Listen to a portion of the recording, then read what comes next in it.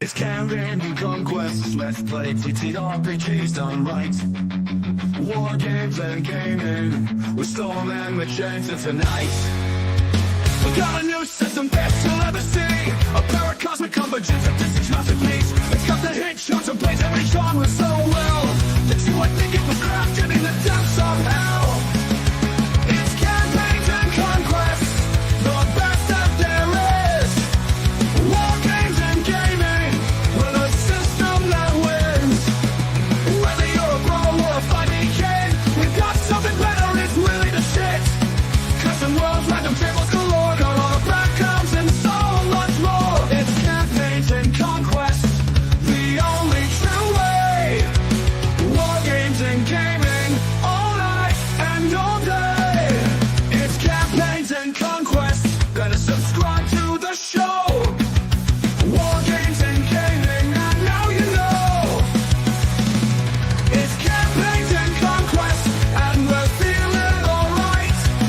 War games and gaming, we're Storm and Magenta tonight.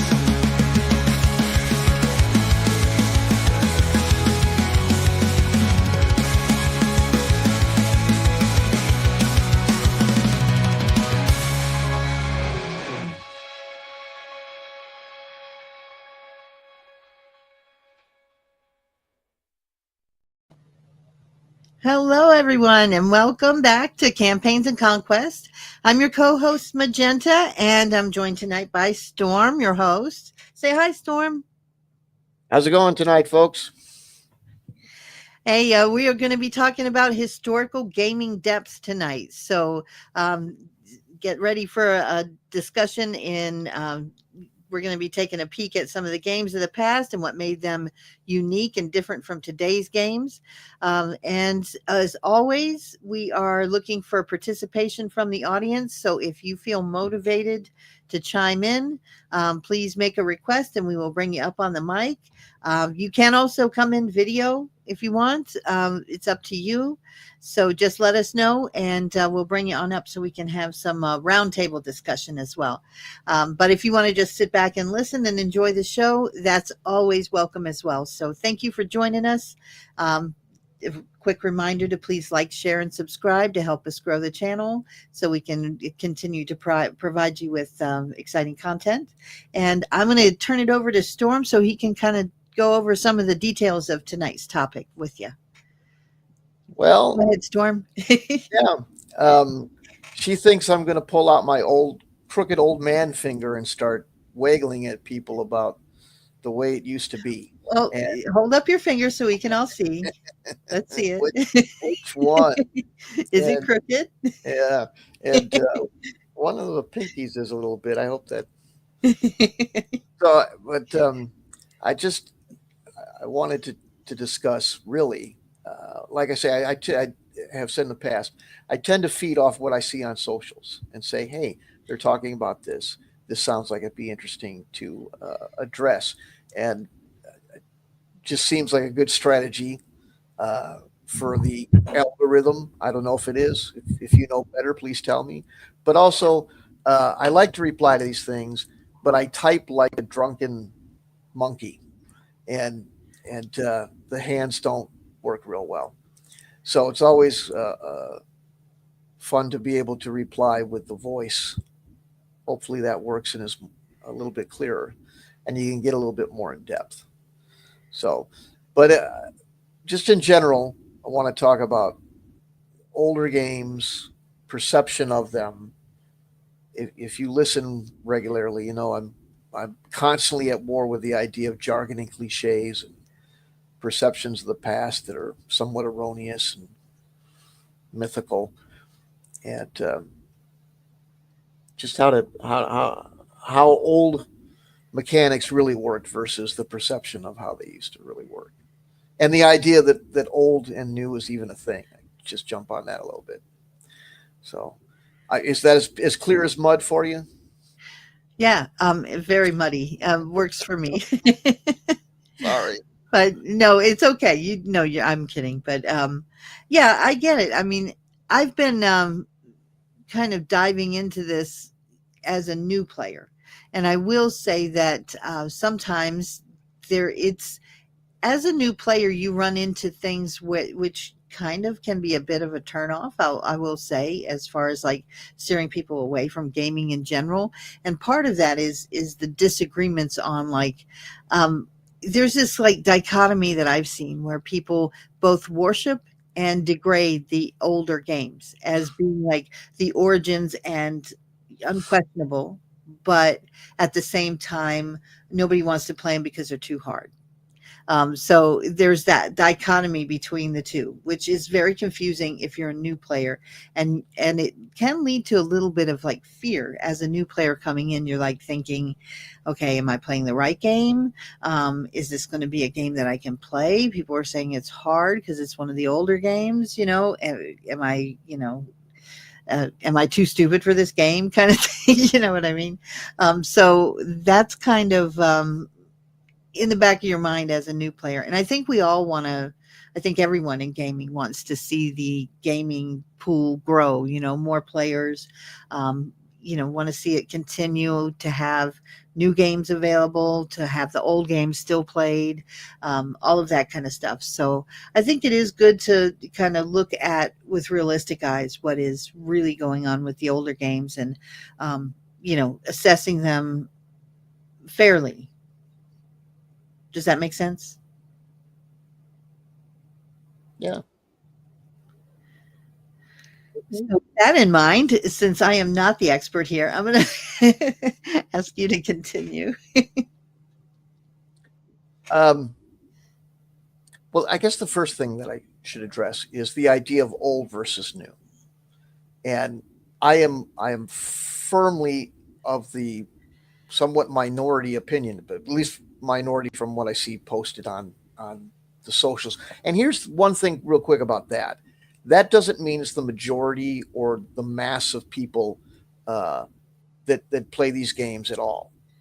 I've seen some well researched, I don't know if demographics the right term, but where people spend most of their time discussing these things.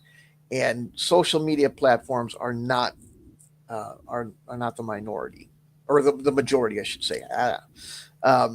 So you're only talking to a small section of the gaming populace, but that small section, a lot of people give this, well, those are antiquated and that's an old thing and it's different now and we've evolved like it's a VCR. And now, well, you're playing with a VCR and we have a DVD, you have an 8086 and we're playing with Pentiums now. But it's not game design, game mechanics are not technology. There's this weird idea, in my mind, weird idea that thoughts and ideas are like technology and they become better and more evolved as time goes on.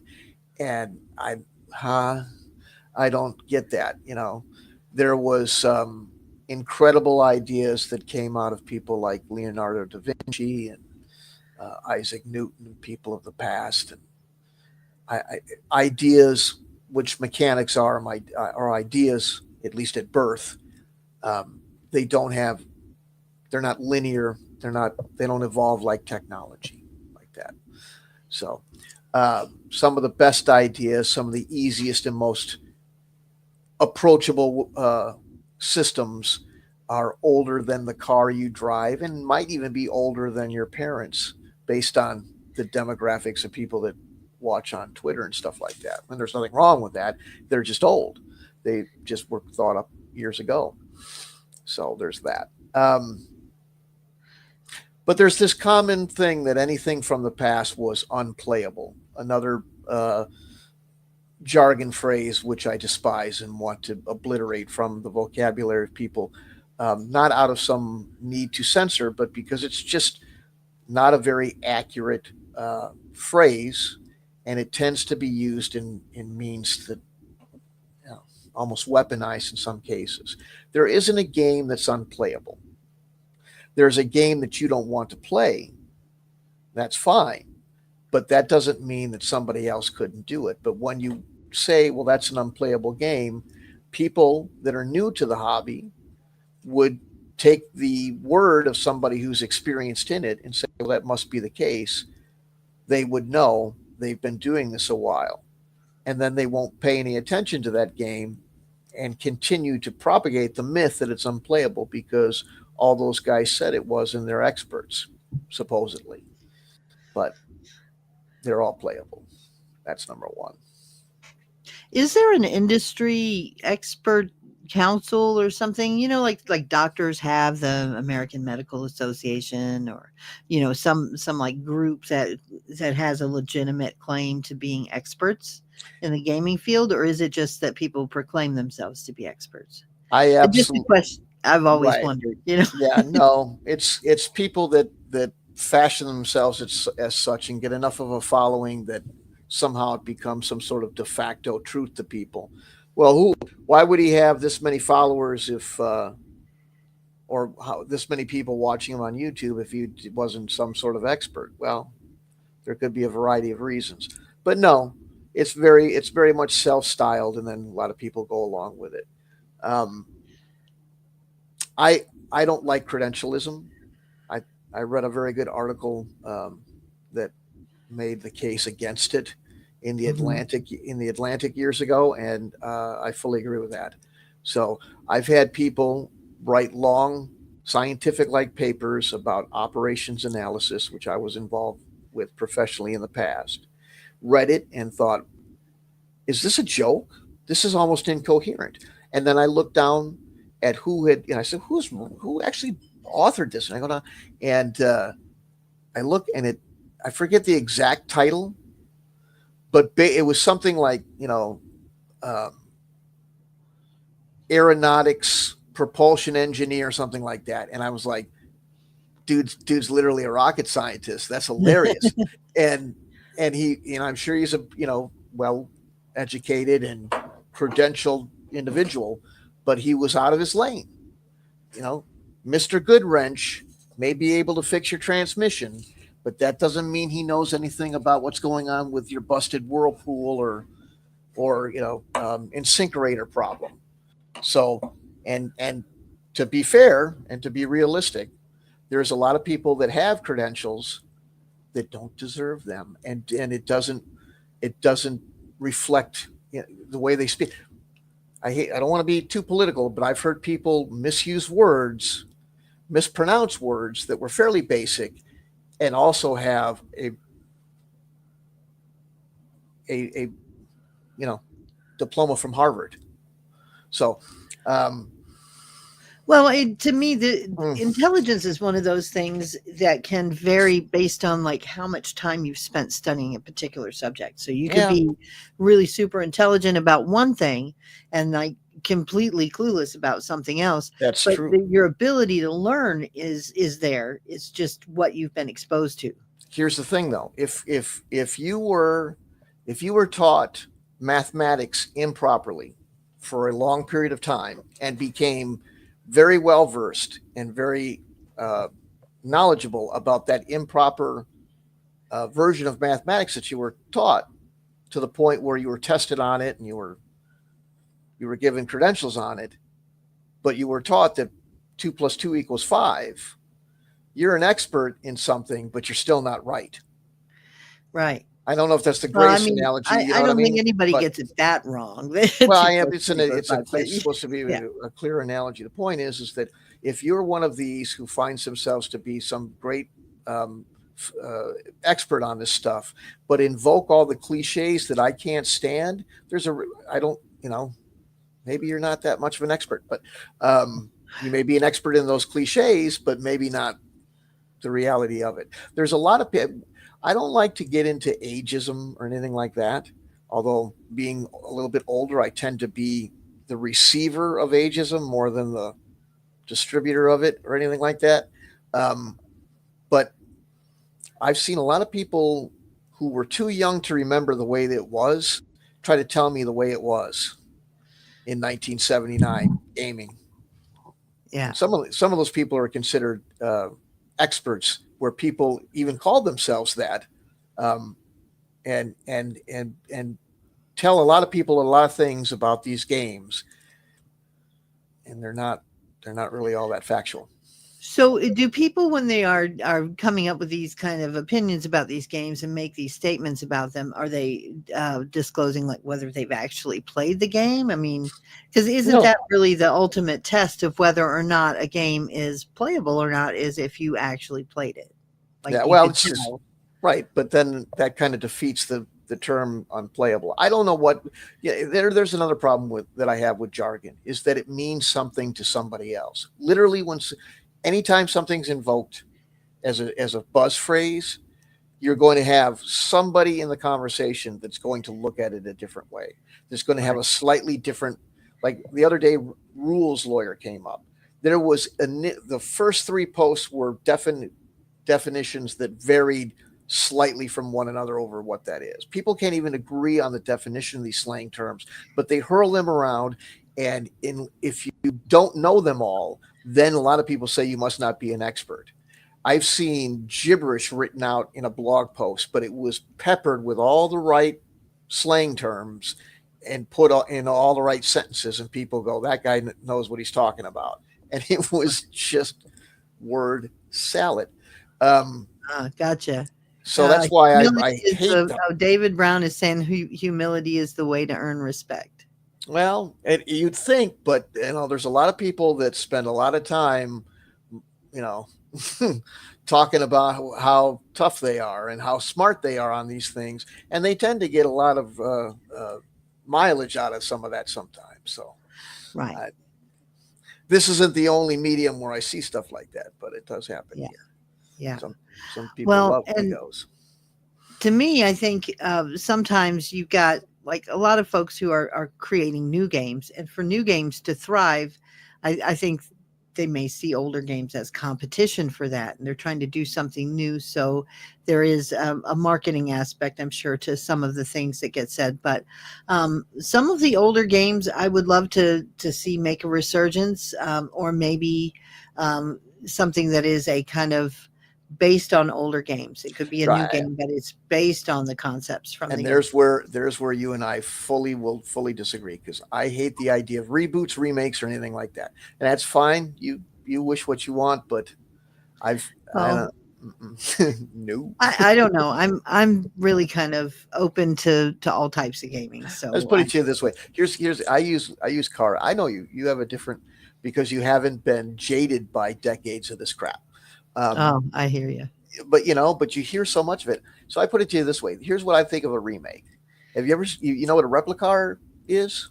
You know, Yeah, where or not, they take a like a famous older car like a Cobra or whatever and yeah, remake it with yeah. And often it's underpowered or less powered than the original, because who needs all that power and all that? You're just, so sometimes it's not, sometimes it's the other way around. But point is that I like to get into the original thing. The difference is, though, with a lot of people as far as that goes, it's not about what the game rules say or the mechanics are.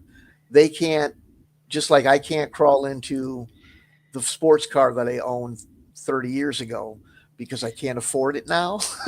And it's the same thing with these games. They become collector's items and they're hard to get into. I had the fortunate distinction of having all of that stuff handed to me at zero cost by my uncle, and I have it. So I go, I don't want to play the reboot or the retro clone of any of these things. I want to play the original because I like the original way it played. I don't have to go to eBay and drop $200 on a book for it either, because I still have them, and a lot of people don't. Never did have them or don't have them anymore. But um, but a So, what remake makes tends the to. older games special in your opinion? What is the most appealing thing about the older games to you? Well, you see, it's not. And this is the other. Depending on the game. I mean, pick your Well, favorite. right. Yeah, no, but the thing is that I'm not out here to compare whether one is better than the other. All I'm doing is saying that there's a myth surrounding these older games, that they're this, that, and the other thing, and they're hard to play and all that. And it really isn't that. There's I don't want to, which is completely your prerogative, but it's too hard to, or you can't. No, that's not true. We played these games just fine in a reasonable amount of time with a reasonable amount of effort applied to understanding the rules. All the stuff that people say now was true about those games. Like they're saying, I pulled out Tractics, which is an old World War II miniatures game. Oh, there's no way that. Blah, blah, blah, blah. What do you mean there's no way? You're telling me that couldn't have been done, and I'm remembering all the Saturday afternoons that it was done with my So friends. what is that game? I'm not familiar with that one. You said it was called Tractics. Yeah, it's a World War II miniatures game, and it was Can you made by describe TSR. it? Or Yeah, it was common of the era. It was the difference was it was in a box, whereas most of the ones I had were in a pamphlet. It was a miniatures micro armor miniatures war game about the Second World War, and people that talk about it today go, oh, it was this monstrosity of uncomprehensible detail, and it took 2 hours to play 2 seconds of game time, and you wouldn't finish a company size battle in a week, and all. I mean, just on and on with this ridiculous hyperbolic, and it was just a typical miniatures war game of the era. so what were the rules like? Can you describe like the order, like what it was like to play that game? Just so we can see, like from your perspective, what it was really like to play that. Um, well, it was when you say what it was like, what do you mean? Like what can you like describe how you played it? Like give us some details, I guess, is like typical order of operations for like playing it. Like what's step one if you're having like combat sequence or something.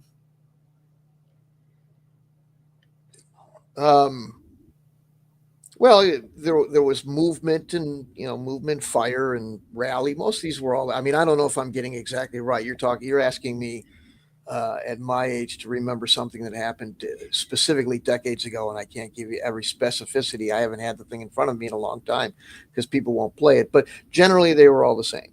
That they basically had a initial phase that had to do with calling in support or writing orders. Then there was movement. Then there was fire. Then there was close assault. Then there was rally, rinse, repeat. Okay. And so what gave it the reputation you think for being Well, I mean, I almost sound repetitious from one to the other. Um,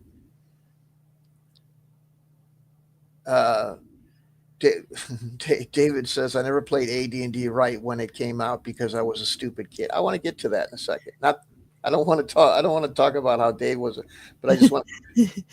I'll get to that. But the mythology that it's Tractics came with a lot of tables, and some people see a lot of tables and they say, "Oh God, that's complicated."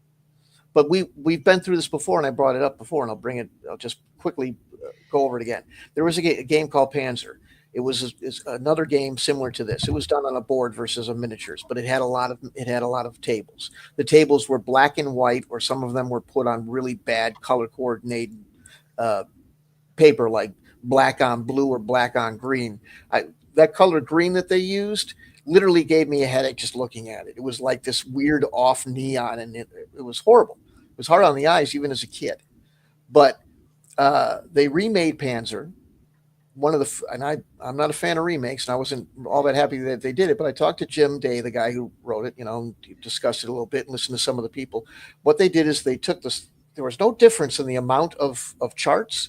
The charts were just larger font and had color and pictures, whereas before they were very small font on bad background with no pictures. And right. And as far as the gameplay and the rules, was there a difference? Minimally, almost none. But one's a playable joy and the other one's a complex monster. Why? Because one looks pretty to people and the old one didn't.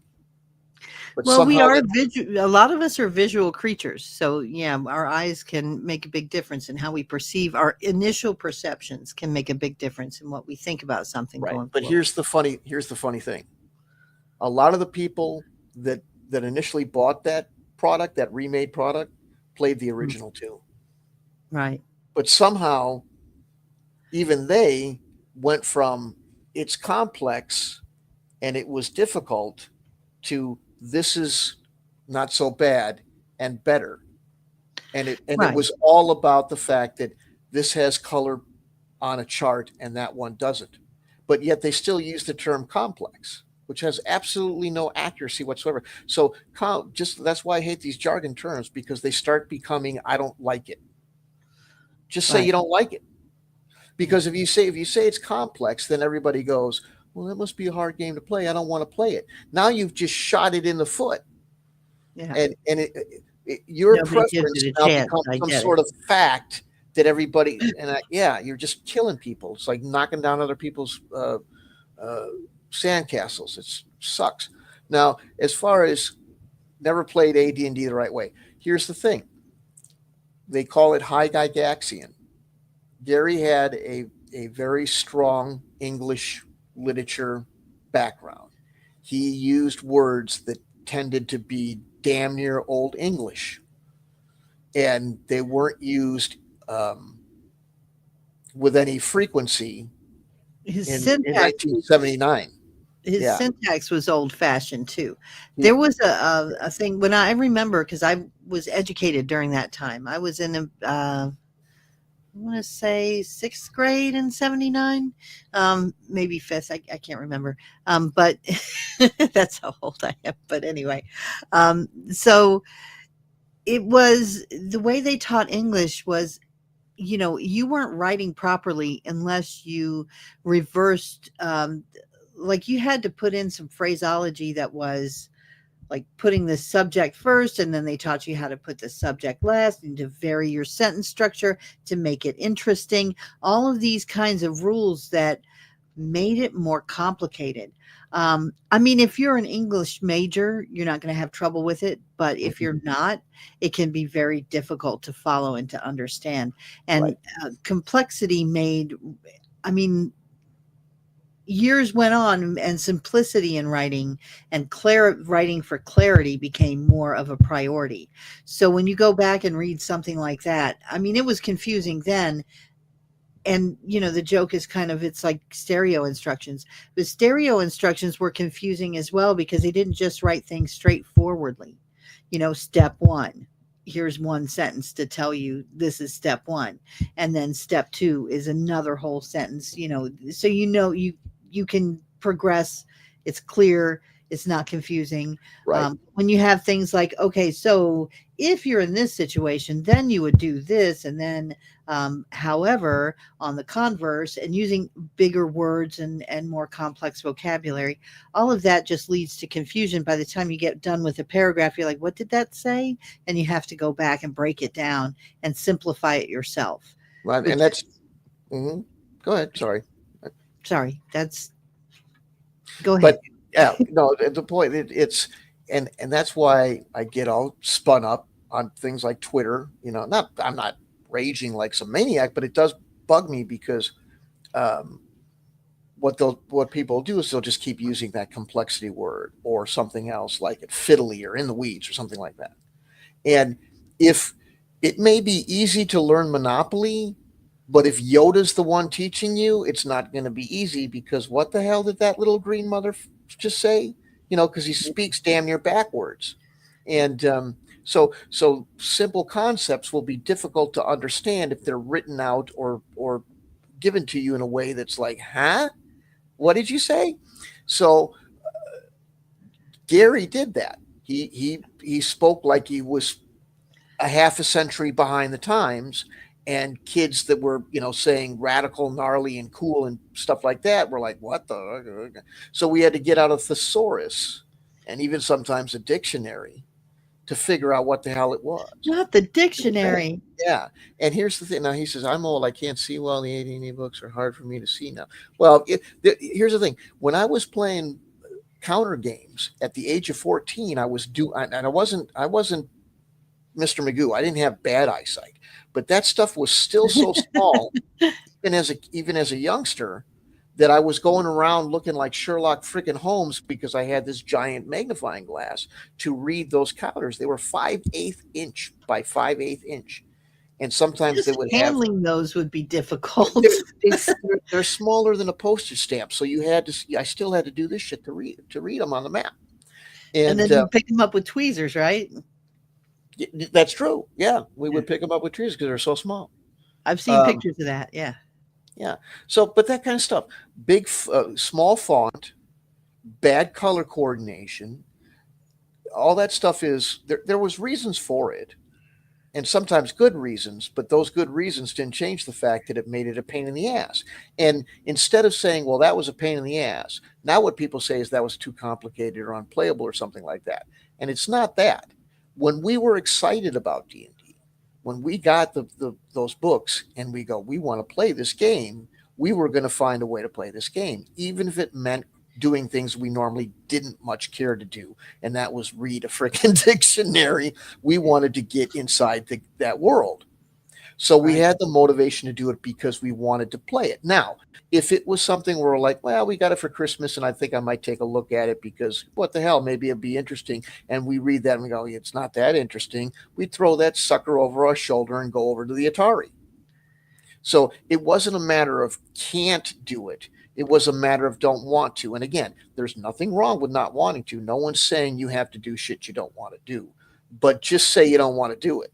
Don't ruin it for other people and muddy the waters into these 30 Oh, years this worth of has a special debate. place in my heart because I remember when I got the first D&D set and I wanted to play it and I went looking for other people who wanted to play it.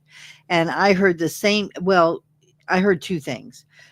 The most common thing I heard, and this was due to where I lived, was, "Oh, my mom would kill me if she found out I was playing Oh, that game yeah, because it's there was that. demonology and stuff." Okay, Mhm. that was all bogus, created by the 700 Club kind of mythology, and they were really big in the area that I lived. They held a lot of sway. In fact, I actually met Pat Robertson when I was younger, but sold him some azaleas.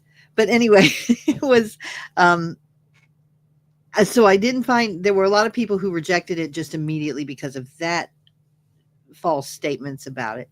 And then there was an equal number of people who rejected it because they basically thought that it was too hard. Just immediate. They had. I'm like, have you ever looked at it? I got the book here. If you want. No, no. I just know it's that's not. I don't want to have to play a game that has a book that you have to read. Yeah. That was it. Just because it had a book, they didn't weren't interested for that reason. Hmm. So, you've already got that kind of. I mean, and that was then. I don't know if that was really the reason, or maybe they just didn't want to play with me. But that was the reason given. So, Yeah. Yeah, I've heard that sort of thing and it too. was frustrating because I wanted to play it so bad, Yeah. and I just really couldn't find anybody And it else who was willing to play it with me. So, there's that and that myth continues. Like you tell it to some outsider and they go, oh, you play that and those are really complicated and all that. They're not really, but not so much. But you've no. had somebody who just goes, that's not how I want to spend my leisure time. I don't want to devote that kind of mental effort. Not that you can't do it. You can read the book, you can play the game. You don't want to. You'd rather sit with your little Mattel NFL. That's fine. There's nothing wrong with that. But just say that. That's not my scene, man. I'm not into it. Would you like some applesauce? Hell no. That shit's nasty. I want to eat, some popcorn or something. Cool. Oh, Don't now I want popcorn. Why'd you say that? sorry, but you know what I mean? Don't frame a preference as some sort of none of you could ever do it. You know, Right. I've had that. I was studying certain things about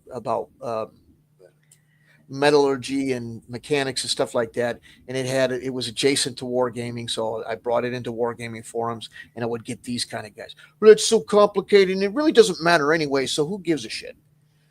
There's a guy that couldn't do quadratic equations, and not everybody can. That's okay, but that didn't mean that what was being studied didn't have any value or merit or couldn't be studied just because you didn't want to read the math that went with it.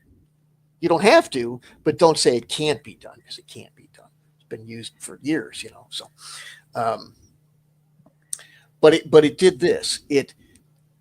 Whereas, and I used to sell this to people when I had people who had parents that were like, if you were my son Johnny's going to be possessed by the devil if I play this game. there wasn't much wiggle room for debate with Yeah, that. no, you really couldn't get But if anywhere people were with like, that. I'm not really sure, and I'd be like, well, here's the Oh, thing. and some of those, I was taking a risk actually bringing that up to somebody Well, after the first couple of times I said that, because there were some people who looked at you differently, like, what, you're trying to do demon worship and drag yeah, me into it. No, thank you. but You if know, people, and then they're looking at you like, what kind of, are right. we, building the bonfire tonight or tomorrow night? But if there, right, but there was, if there was people that were like, well, I'm not sure, I've heard some stuff, and you just be like, well, look, here's some things that actually improved um, scholastics with kids that played it. Vocabulary, because things like high Gygaxian, mythology, which wouldn't have appealed to me until it came up in these games. Even in some cases, some history, But that's the mathematics. problem with this. Yeah, yeah, well, but all that, yeah, Led you astray.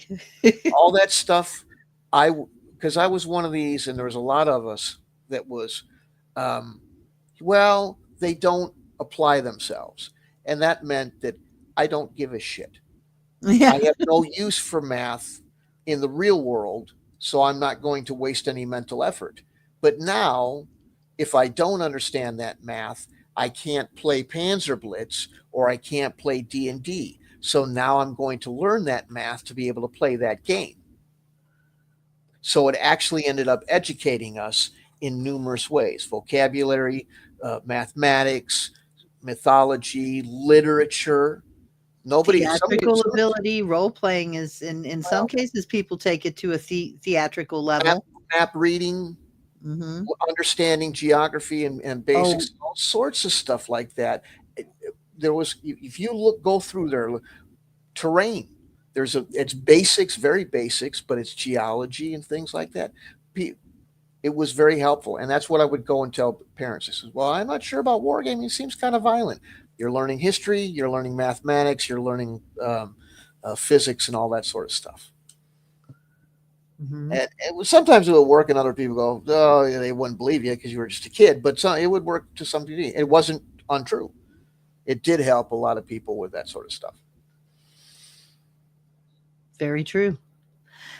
Oh, and some of the stuff was cool. I'm actually looking to do, this is something I was talking to Storm about, because it stimulates creativity too. Now I know this isn't his part of the game, but like some of the other games where you do have like the miniatures and the painting and stuff like that, that people enjoy as a creative part of the hobby, and the gaming.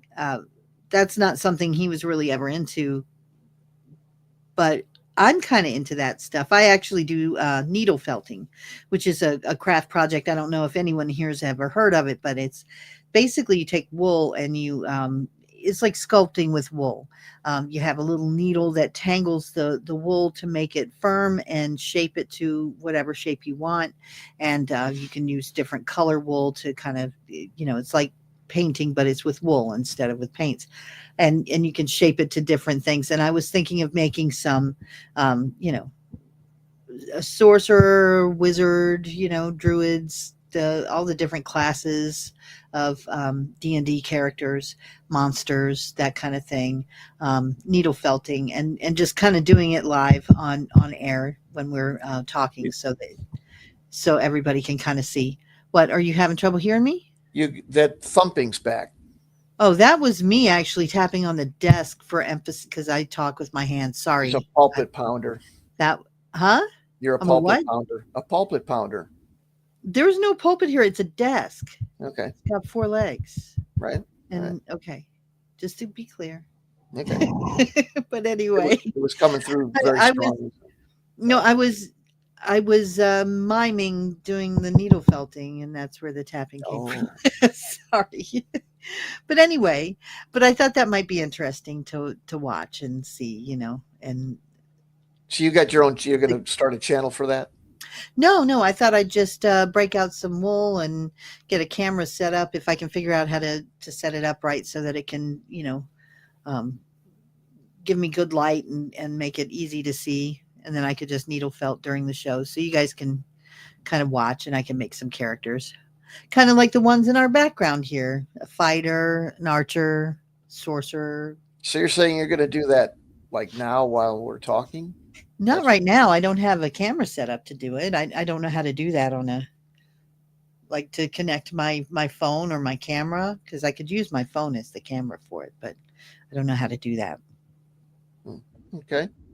But once I Um, figure that out, that's something I thought if let me know in the comments if you'd be interested in seeing that or not. so right, sure. But There you go. I just brought that up to bring up the fact that it leads to creativity as well. Yeah, yeah, These games lead to creativity, and including, I mean, it birthed the whole concept of LARPing, people getting dressed up in costumes and playing a more theatrical version of D&D as well. So right. Like Dave says, sometimes people didn't get into it for a while because there was the stigma of you being a big nerd if you played them, and no one wants to get shoved into lockers and stuff like that. So that would keep you away from sometimes too. But um, there were no nerds at my high school except for me. That's why I couldn't find anyone to play with, I think. but the yeah, yeah. There was, see, here's the thing, in the past though, and people say, well, it's happening now, and I don't. Here's the thing, I don't. What I see in the world of creativity online, and this is a narrow porthole view into what a world that's probably much wider than what I'm seeing, but retro clones don't excite me. Is there creativity to some degree, but largely it's all just here's the way we used to play the game because we didn't like that one rule, so we changed it. Here's that change in a book with some art on top of it. There just seems to be a lot of that. Whereas back in the day, you'd go into one of these small conventions. When I say small conventions, I stumbled into one in Milwaukee that was going on in a church. I didn't even know it existed. They were everywhere, but they were very small. But you'd see these guys show up, and everybody had something different going on, and there wasn't the categorization because they were small. It wasn't like, oh, all the skirmish wargaming's over there. It was all, and that may have given it even a more of a illusion of being diverse. But there would be a guy with a Tamiya Panzer model that, and then next to him would be some guy that had made a war game or so, or a RPG, and they were just all handmade, and everything was great like that. So we also had, I think, a deeper sense of community. The internet has scattered everybody. Um, there, how do you say this? Where I played, I had a bunch of people that may have played. Like sometimes they'd play and sometimes they wouldn't in the neighborhood. My neighborhood, I was lucky that it was fairly, the demographic was such that there was a fairly large selection of children to play with. So I had some to go with. But to go down to any gaming store or something like that, that was a 20 some mile drive. And I know people that lived in places where it was a lot longer than that. And your parents weren't just going to do it. So you were still kind of separated. Sometimes I thought the internet would bring people together, but it really hasn't. But the thing was, is that when you had a gaming group, I finally got into a gaming group because what happened was I finally was able to start going down uh, to that gaming store, independent of having to ask mom and dad. And then I had a whole community there, and we would play these larger games. There was no ceiling of, oh, we need three or five or too many. We would have 15, 20 people playing these things, and they were well organized, and and they worked great. And I, the entire RPG experience is totally different when you have that larger group of people playing. Now, today, uh, all you say stuff like that, and it's all poo pooed. Oh, you couldn't play that. That's too much. It's everything is all about how it can't be done because it'd be too complicated or time consuming. But what we would be doing back in that time is figuring out how to make something bigger, better, and funner, and get more people involved. And that's the change that really has gotten me think, where I just it ain't That's where I say the past was better. For the most part, this is just different, and it wasn't hard. And remember, these kids that were playing this stuff, we weren't all summa cum laude or whatever the hell that word is. I don't even know how to say it right, let alone be one of them. We weren't graduating A plus or 4.0, and and we could do it. And saying that, I think some people hear me say that and they go, "Well, you're really calling me stupid." I'm saying, no, I'm calling me stupid, and I could still play those games because I put in the effort to want to do so. Whereas now, if it doesn't come down in 2 seconds through your phone, you're pounding on that phone, bitching that the phone isn't fast enough. Well, my phone isn't fast enough, but that's another story. I only have an S22. I need a S24 really bad. Yeah. No, I'm kidding. I don't really. It's actually, my phone is great, but yeah, that's the thing that we've gotten so when things are fast like that, it's like I was thinking about dinner tonight, and I could have made dinner. It would have taken about an hour, or I could have ordered dinner and it would have taken a half hour. Guess which one I chose? Right. And I've But no, because I could in this it's case, not like I'm some go but getter and still, everything saying this stuff because I'm the same yeah. way too. I'm like, you know what?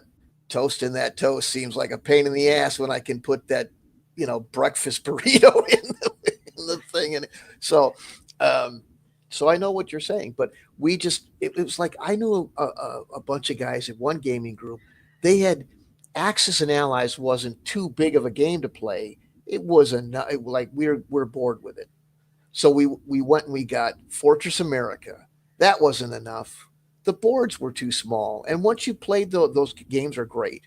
But what we were doing is we were playing them every week on Wednesday. And they started to become the same game. Like Axis and Allies, real fast you came to the conclusion. If you played it regularly, you go, the original 84 version, that everything hinges on a couple of rolls in a couple of places and a couple of maneuvers Mhm. and that so we got bored. So what we did and what they did, and then they got me involved later, is they got a 12 by 8 giant board in their basement, and they made a great big map of their own world, and they took those games, and some of us had copies of our own, and they took their own copies and boned them out and pulled them all together and played this giant game using that they came up with themselves. So instead of going, well, Jesus, I don't know if I can play Axis and Allies. There are 14 pages of rules, and I don't know. It takes how long does it take to play that, and blah blah. Bullshit. But more. We were throwing that stuff. It was this giant deal. It was their own homemade thing, and they had plenty of time to play it. They played right through and had a joy doing it. We were looking to expand our experience, make it more in depth, make it richer. We didn't want to just play we would play the dungeon, sure. The dungeon crawl, okay. What's next? We've done that. Been there, done that. Boring. How can we put a dungeon in a world and play in the world? One continent? No, I want this to be the planet turning. Let's get everything involved. We didn't want a vanilla ice cream cone. We wanted one of those blizzards from Wendy's where you put every piece of chocolate that was ever made on top of it. You ever had one of those things? We wanted all that sprinkles and shit on there.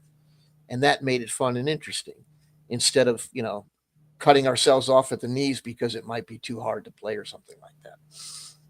Right. Yeah, no, one thing what you said makes me think about too, the first time you play a game, it's going to feel complex. And I think that's something that experienced players should be open about with new players, because the first time you play it, it's going to be long. It's going to seem like it takes a long time because you're learning and doing at the same time.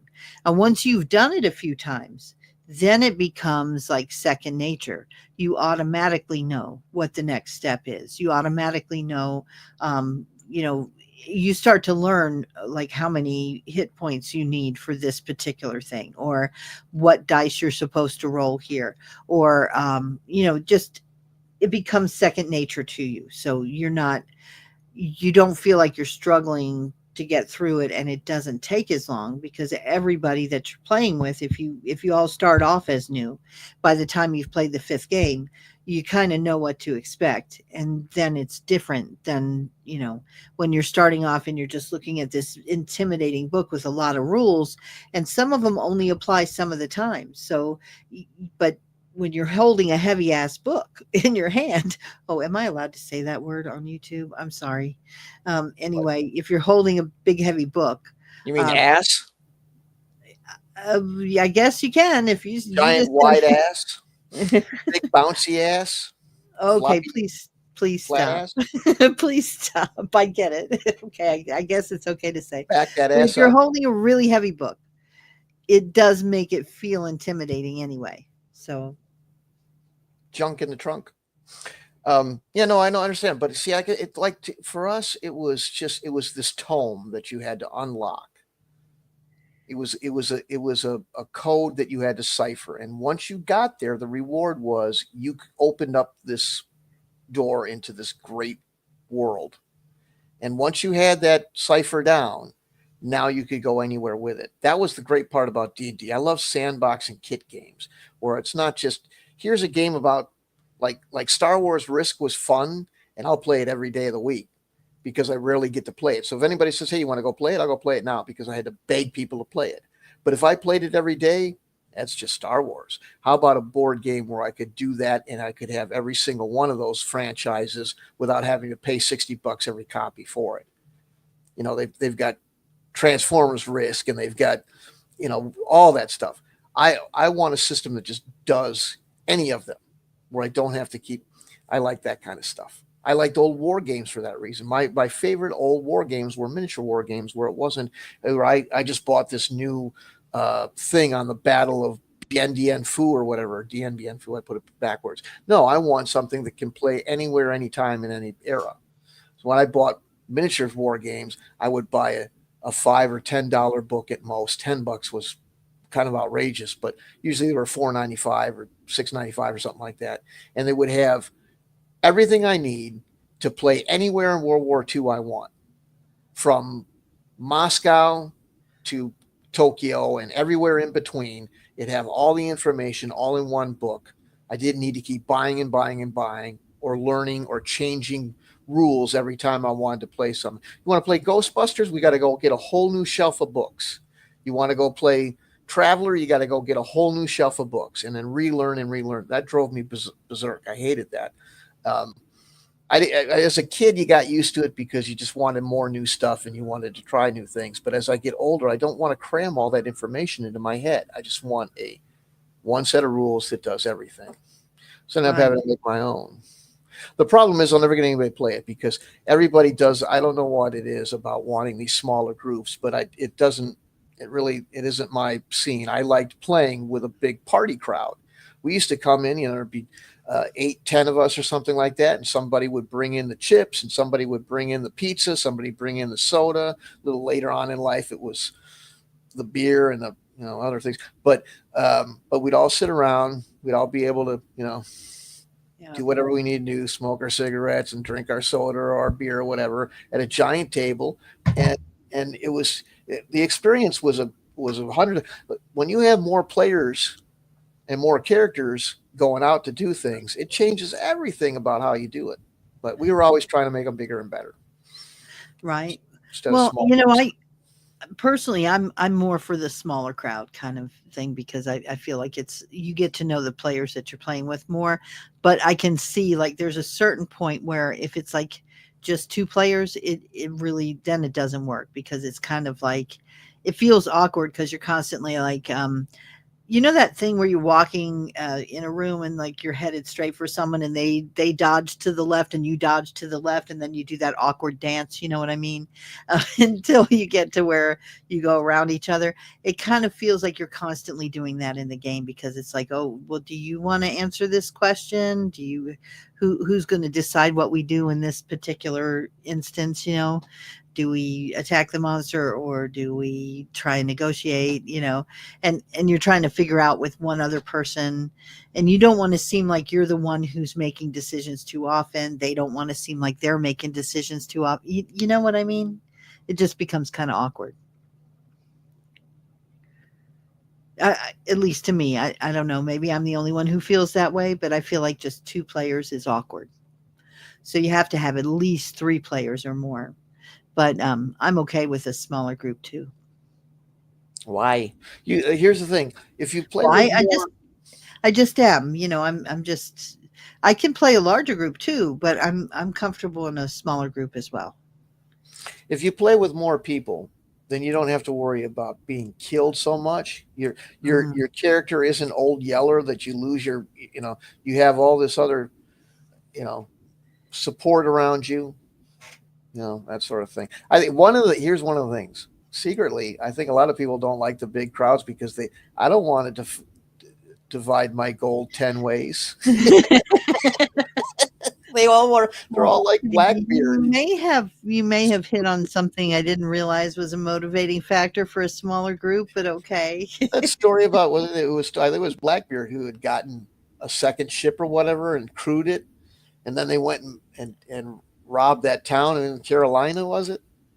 And he decided I got too many people, so he ditched one of them, left them hanging, took the stuff, and That sounds like something Blackbeard would you do. don't know that story yet. I think it was Blackbeard. I'm pretty sure it was Blackbeard. I saw it in Probably, yeah. one of these deals. They ransomed like the military governor's daughter or something like that. I don't know. Who knows? Some of these stories are, probably No, more they like, did do that stuff. They did do some of that yeah, stuff. I don't know. But anyway, yeah, but I will tell you, like, as someone who lived on the Outer Banks where pirate lore was really quite frequent, I really actually love that. I would love to play a pirate based or pirate themed game. I think that would be really awesome. sure. Role playing game as pirates, because it would be cool. But yeah, there was some funny business going on. One of the most brilliant things that Blackbeard ever did was put out the rumor, and I think that this is theory on my part. I have no real evidence of this, but it's lasted for centuries, that he buried a treasure somewhere. Yeah. And I think that he did that. I think he spread that rumor himself to keep people from looking for the treasure on his ship. I think he took off with it and then left a false trail of where he. Oh, you're playing Pirate Vikings in your Friday game? Oh, that's cool. Wow. See, look at that. Asking, there it is. The Mm-hmm. Pirate Vikings. Okay. That sounds like fun, actually. Mm-hmm. I had a Viking AD&D game, but I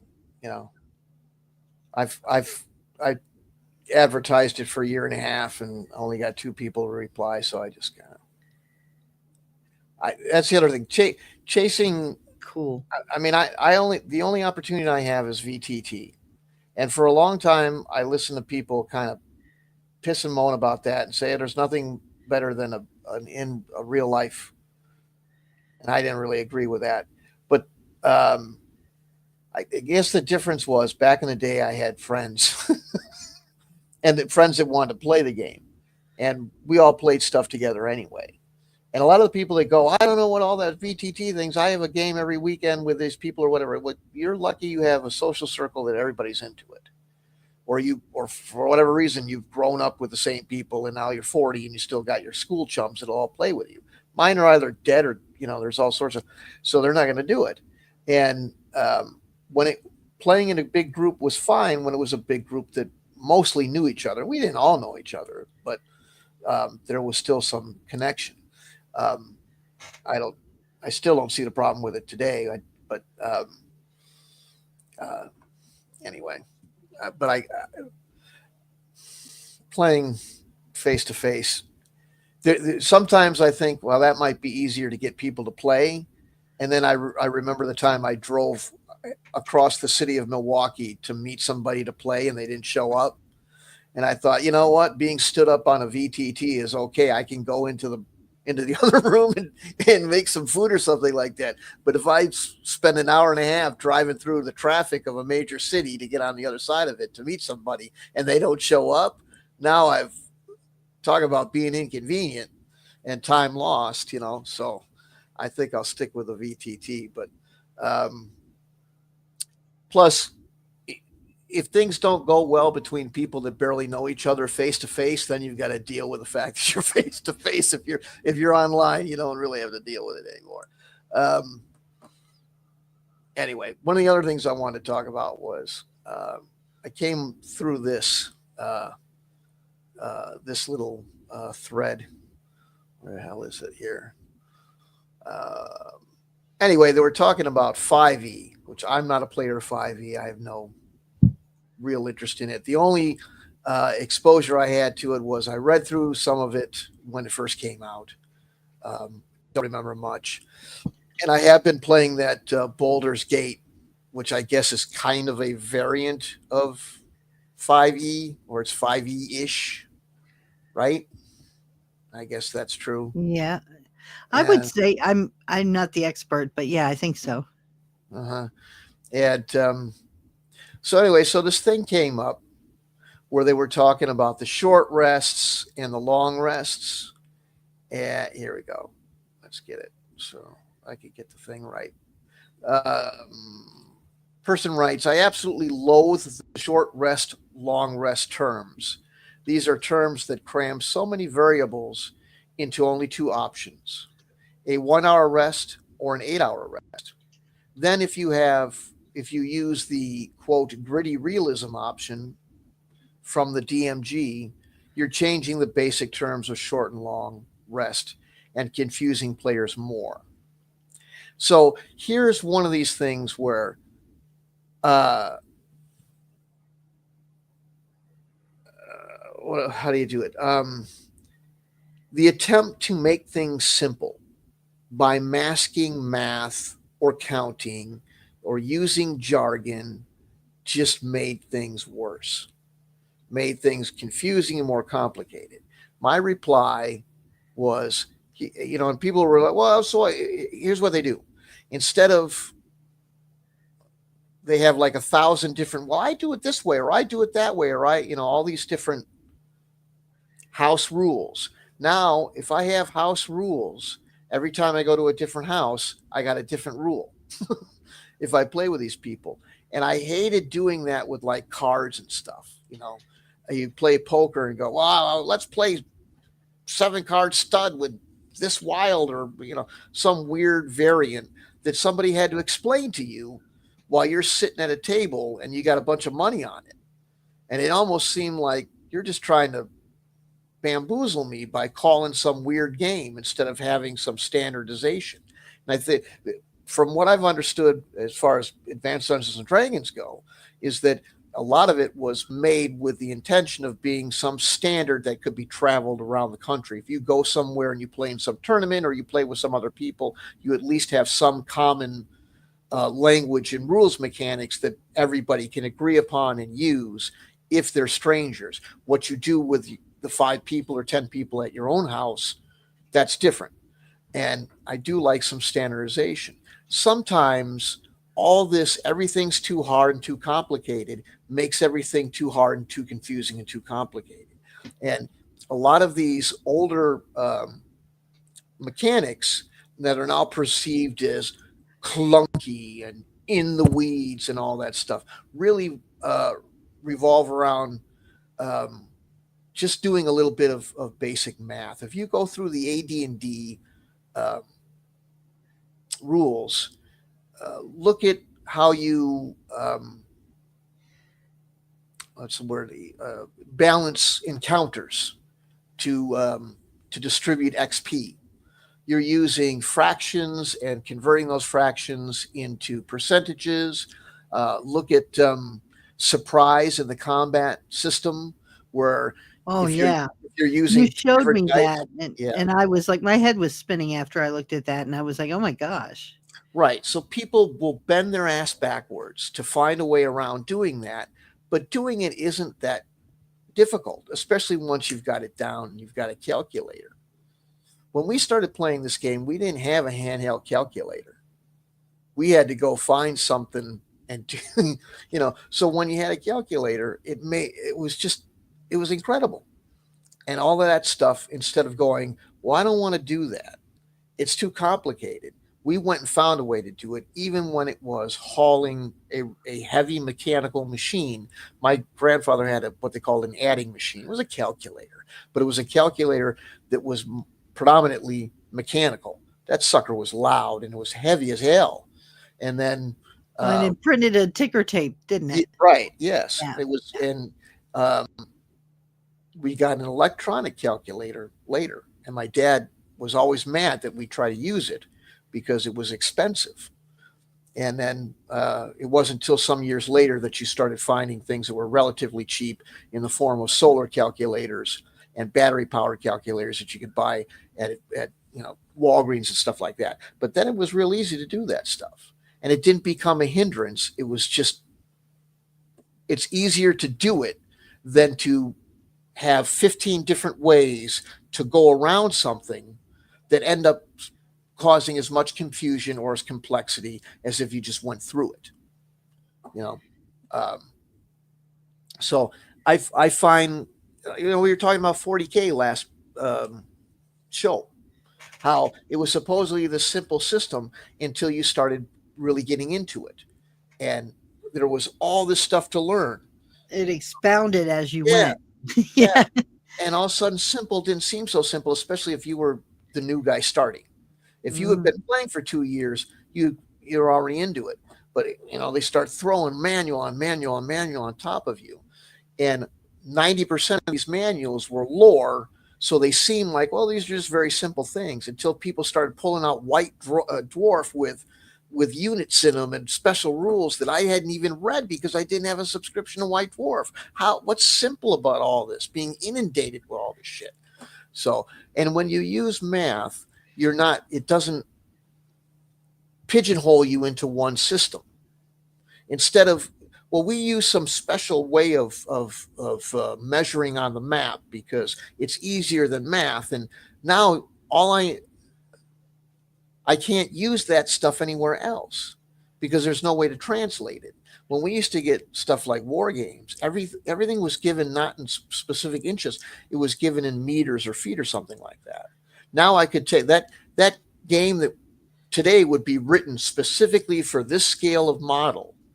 That didn't fly with us back in the 70s. We wanted something that had uh, this is how many feet he could walk, or yards or meters, because then we could translate that to any scale we wanted. We could play the same game with 1/72 or the same game with 54 millimeter.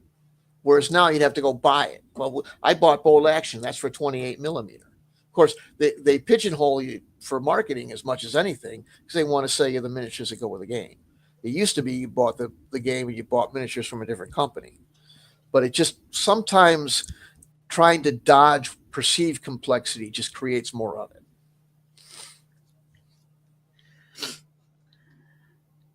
Yeah, sometimes the harder you try to avoid something, the more you inadvertently embrace it. It's weird Yeah. how that can work. But I've often wondered why people didn't create more like assists for those kinds of things. Well, that was another thing. I don't want to sound too, um, but sometimes a lot of these complaints and discussions and debates are filled with people who are just saying things to say them. I have seen more contradictions out of people in some of these things. It's incredible. I don't want to go point them out and start fights or anything like that. But if you read things consistently from certain people, they may not be aware of how many times they're contradicting themselves in some of this stuff. So when they say something's, what did you say? What was your example? I mean, sorry, I'm so old I've forgotten. It was 5 seconds ago. What was it? Well, like if something's complicated math, I mean, that's what computers are for. Oh, You the assistant thing. usually, Yeah.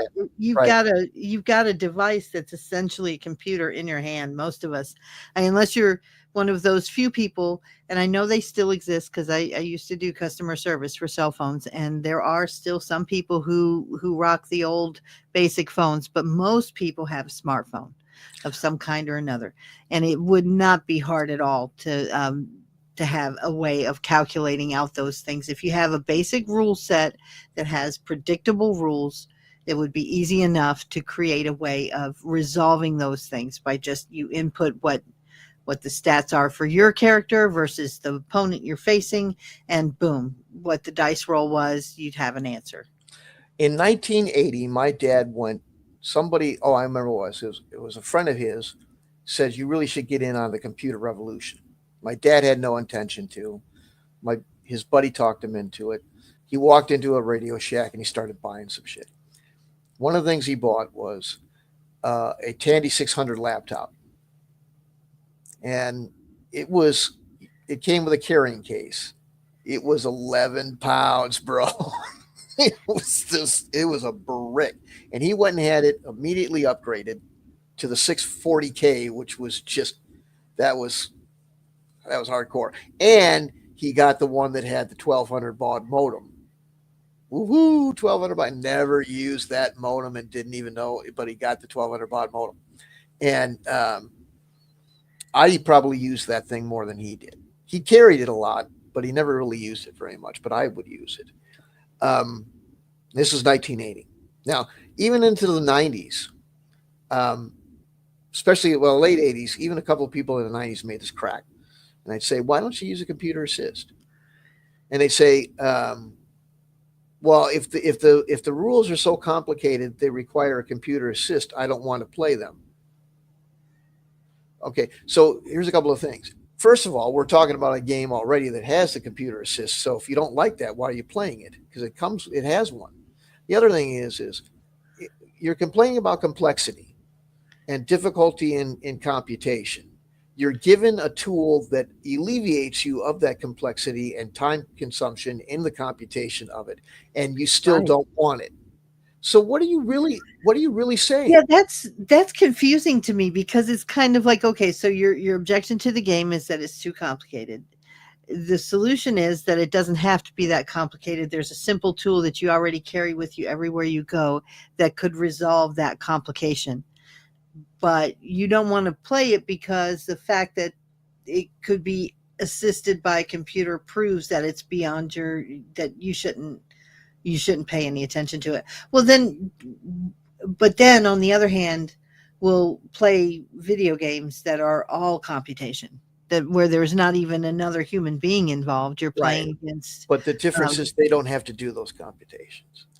Well, you wouldn't have to do a slide rule. There you go. There was people that would do that shit to me all the time. They're like, you want to play with a slide rule. They would start, is that what you want? There was always a lot of people would make those kind of arguments where they'd go to the absolute extreme. If you want this kind of detail, then you want a super solid NASA level simulation that will take all your life to play and requires that you use a slide rule and a computer in order to do it. No, man, I just want to count arrows. I just want to count ammo. That's like accountants and actuaries.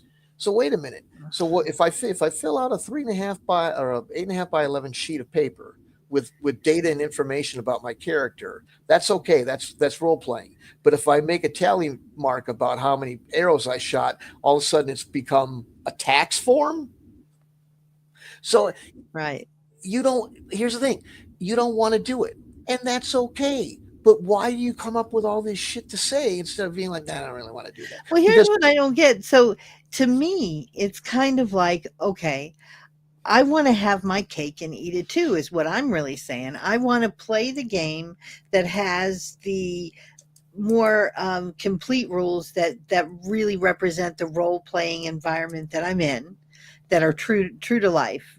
As close, I mean, you're never going to get 100%. Everybody knows that, but that are, realistic in the sense that you don't have a situation where I fire one arrow at a dragon and he goes down, because that would be crazy. That wouldn't happen in real life, or, well, there wouldn't be a dragon in real life anyway. But the point is that it's not consistent with the rules itself. So it's confusing, and then it's just arbitrary. And then I don't understand why I'm playing if it's just arbitrary. But I want those type of realistic rules that put me in the picture effectively and thoroughly without having to do all of the work myself. I want the computer to automate that stuff for me. It's not a That simulation. doesn't, That's huh? another one I love. It's not a simulation, though. You want a simulation, and that's bad. Realism is bad. Realism means simulation. That Well, means playability. It means too much complexity. Ah, yeah, but it's I not. know. I just want my cake and eat it too. I want to Not true. be a character in a fantasy based story, and I want to know when I fire my bow at a target, if I hit the target, I don't want to have to wait like 5 minutes to find out because there's number crunching going on. I want to be able to input the information, and here's my character. Here's what I fired at. Boom! I rolled it, whatever, and here's the result. That's what I want. I want easy peasy. Instant gratification, and Well, that's what yeah, I do want that, and I think everybody wants that, but you're why targeting on. Oh, reject why reject the one thing that could give that to you and still let you play the game that you really wanna play? That's what I don't understand. It just I doesn't get make any sense to me. some people would say to me, even in the late 80s, be like, well, I don't want to have to carry my whole computer to my gaming table. Well, you got your computer in your I had a pocket. laptop in 1980 and it's 1987. They're Yeah, telling but me, yeah, this is right. 2025. And now it's in You the got palm it. of your hand. Yeah. I mean, it's But, easy enough to do, and I bet there's probably already apps out there that do exactly that. so then a lot of people, what they'll say is like, well, it's not, here's the thing. What you're not understanding is they want rules that are simple enough that they don't need calculation. Okay.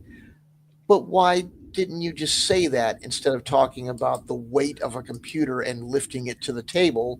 Why didn't you just be like, no, I don't? And a Well, I lot of don't care times, what they say. They're crazy. well, right. But here, what I'm saying is, I'm talking about these cyclical arguments of some of this stuff's gone on for decades, and I've been in forum situations where here's the name of the game we're talking about, and they go, it's too complicated. Why are you here? Well, I still play it, but I wish it was, we could do something to make it a little more easier to play. Here's your computer assist. I don't want that. Computers are heavy and I don't want it next to the table. Why are you here telling me you don't want to play a game you say you want to play? It just becomes the Well, circular I mean that argument. computers are heavy argument has gone out the window with the phones. I mean, it Well, just I know it has, but what I'm saying is there's people that get into these circular or contradictory arguments. Now, here's another one. The other day, I saw somebody that was lauding Birthright, which is basically a a domain play type product that came out in the mid 90s for TSR, and how absolutely great it was, and what a joy it was to play, and wish more people would get behind it. Then, about a month or so later, this thing kind of complicated. It made me do too much, and no wonder nobody wants to play. It's really hard, and it's too much. You, but you just like I can literally search out where you said almost the exact opposite of that, and talked about how much fun you had playing it with a bunch of people. So I don't know if people if that happens on the internet because people are chasing clout and clicks, and they see that the people that are following them, their general opinion is towards, well, that game's too hard. So they go, yeah, you're right. Because I think a lot of people get on a lot of these streams, going back to talking about who's an expert and all that. The expert is the person who's telling you what you want to hear, who's confirming your opinions in some cases. confirmation. Yeah, Sure. and then that doesn't have anything even to do with gaming. There's people that watch for all sorts of different subjects and believe that. If you believe in ghosts, and you go watch one of those ghost shows, are you watching the one where they're out there trying to debunk everything, or the ones where they're trying to, I'm not making a comment on whether that's right, wrong, or anything like that. I'm just saying, if you're a UFO person, you're not going to listen to the UFO skeptic, even if they're talking, I've gone into those I things. believe in unidentified flying objects, obviously, until they're identified. Yeah. I went in there and everybody was, and they're no longer unidentified. I went into a room where one of these chat rooms where everybody goes, oh yeah, the aliens are here. Take me to your leader, said all that shit. And they'd be like, here's my video proof. And I'd be like, here's what you're really looking at. Here's why. And nobody goes, oh, okay, well, at least now I know. They were like, screw you, shill, you're a Fed. And they, they threw me out because they didn't want to hear it. They wanted to hear what their opinions confirmed. not challenged. So you get a My little bit. daughter thought she saw a UFO, and it was we were living in the Outer Banks at the time, and right by Kill Devil Hills, which is where the Wright brothers had their first flight. And there's a big monument to them there, big tall monument with a light on it. And so this they saw this. What looked like it was going around in circles, and it was going way faster than any plane could fly, and they kept seeing it fly, going across the sky. And I was like, yeah, did you notice it's going around in a circle? And then today's the day they turned the light on the monument, so it was just the spotlight Yeah. that was going around the top of the monument. But they were so disappointed. It's like I crushed my kids, moment of discovery where they thought they had proven that aliens existed. But yeah, not so much. But anyway, I'm a Right. skeptic when it comes to aliens, because it always seems like we have alien scares at some time when things are getting kind of crazy in the world, as far as like, um, I may. yeah, Sorry. like Sometimes right before World War II, we had I'm aliens, and I'm gonna learn that my analogies should stop being used because they're not just analogies in on our show. They're subject changers. yeah. Well, okay, so you shouldn't have picked someone with ADD as your co-host. Yeah, sorry. I just realized that every time I use an analogy, we start talking. So that's my mistake. I'll learn not to do it that way. But Oh, but it's interesting. it is. But Doesn't it's. everybody want a subject change? Come on. But am I? Is this too much? Is this boring? Maybe we should. No. I'm teasing. I'm Yeah. teasing. All right. But anyway, anyway, the bottom line is that these things, you know, what you hear is a lot of people telling you that, just like the tactics we brought up, even guys my age, oh, that was too hard. You can never do it and all that stuff. And I'm scratching my head going, you know how many times indeed did do that? That very thing you say is too hard to do or takes this long and it didn't. So it's you have a decades worth of history and of interesting game sets that could be used for a variety of purposes, namely just playing for fun. Save yourself a little bit of money because some of these aren't all collectibles that are hard to find. Um, and, and and as far as just design and solving problems, sometimes trying to get around that mathematical hurdle is just going to make it worse as opposed to just jumping it. Computer assists are another one. I get the whole, well, if I don't want to play a game that requires a computer assist. Well, I kind of get it in that, all right, I see what you're saying, but here's the thing. Well, all right. So you can go find an alternative to the title that you're talking about. Because every time a computer assist has come up in the discussion with me, and this has been over decades, it's always been in relation to a game that has been called too complex.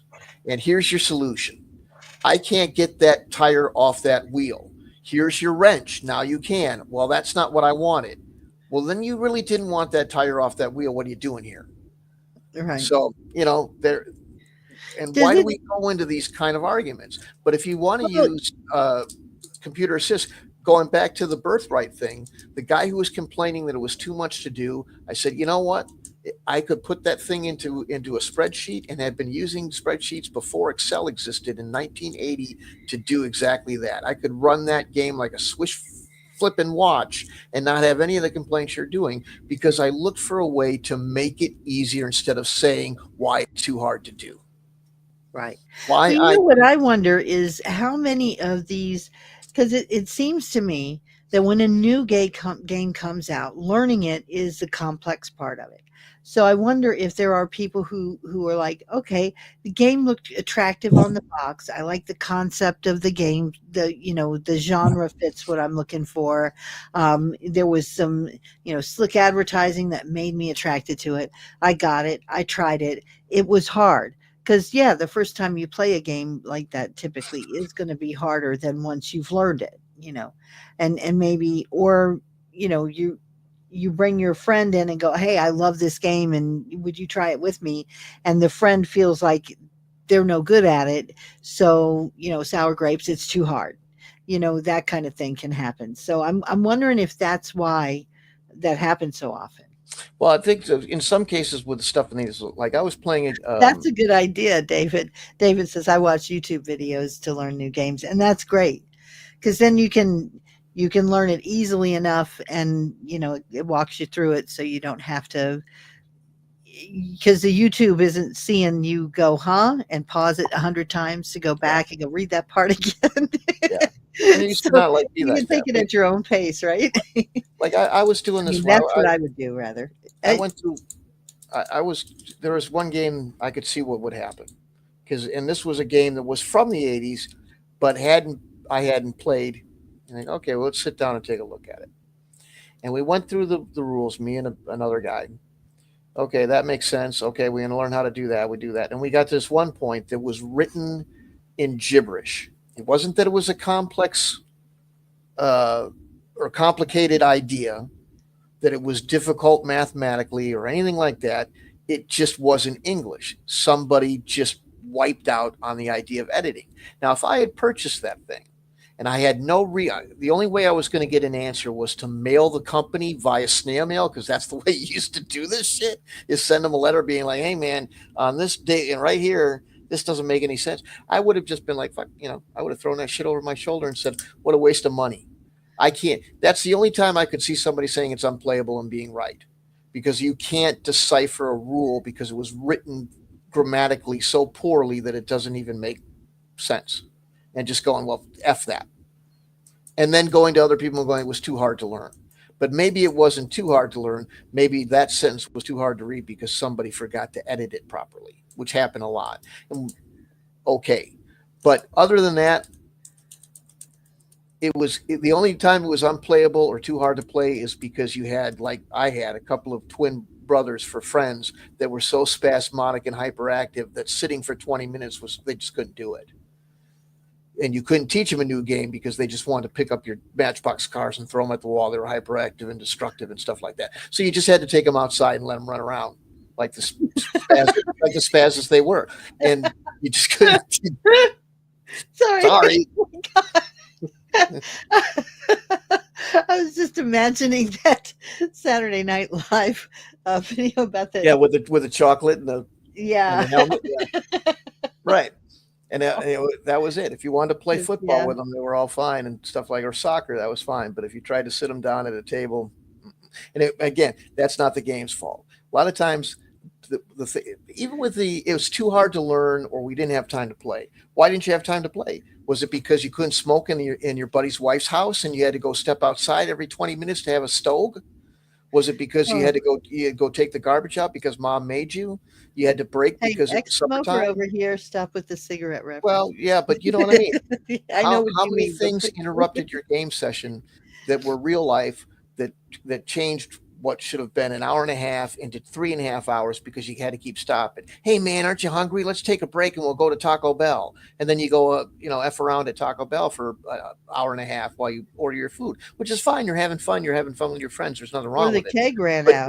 Or the keg, yeah, right. Whatever it is. But don't take that. What the hell happened is, instead of people going, well, things happened and the day got past us, they go, that game wasn't any fun because we didn't get to finish it because it took too long.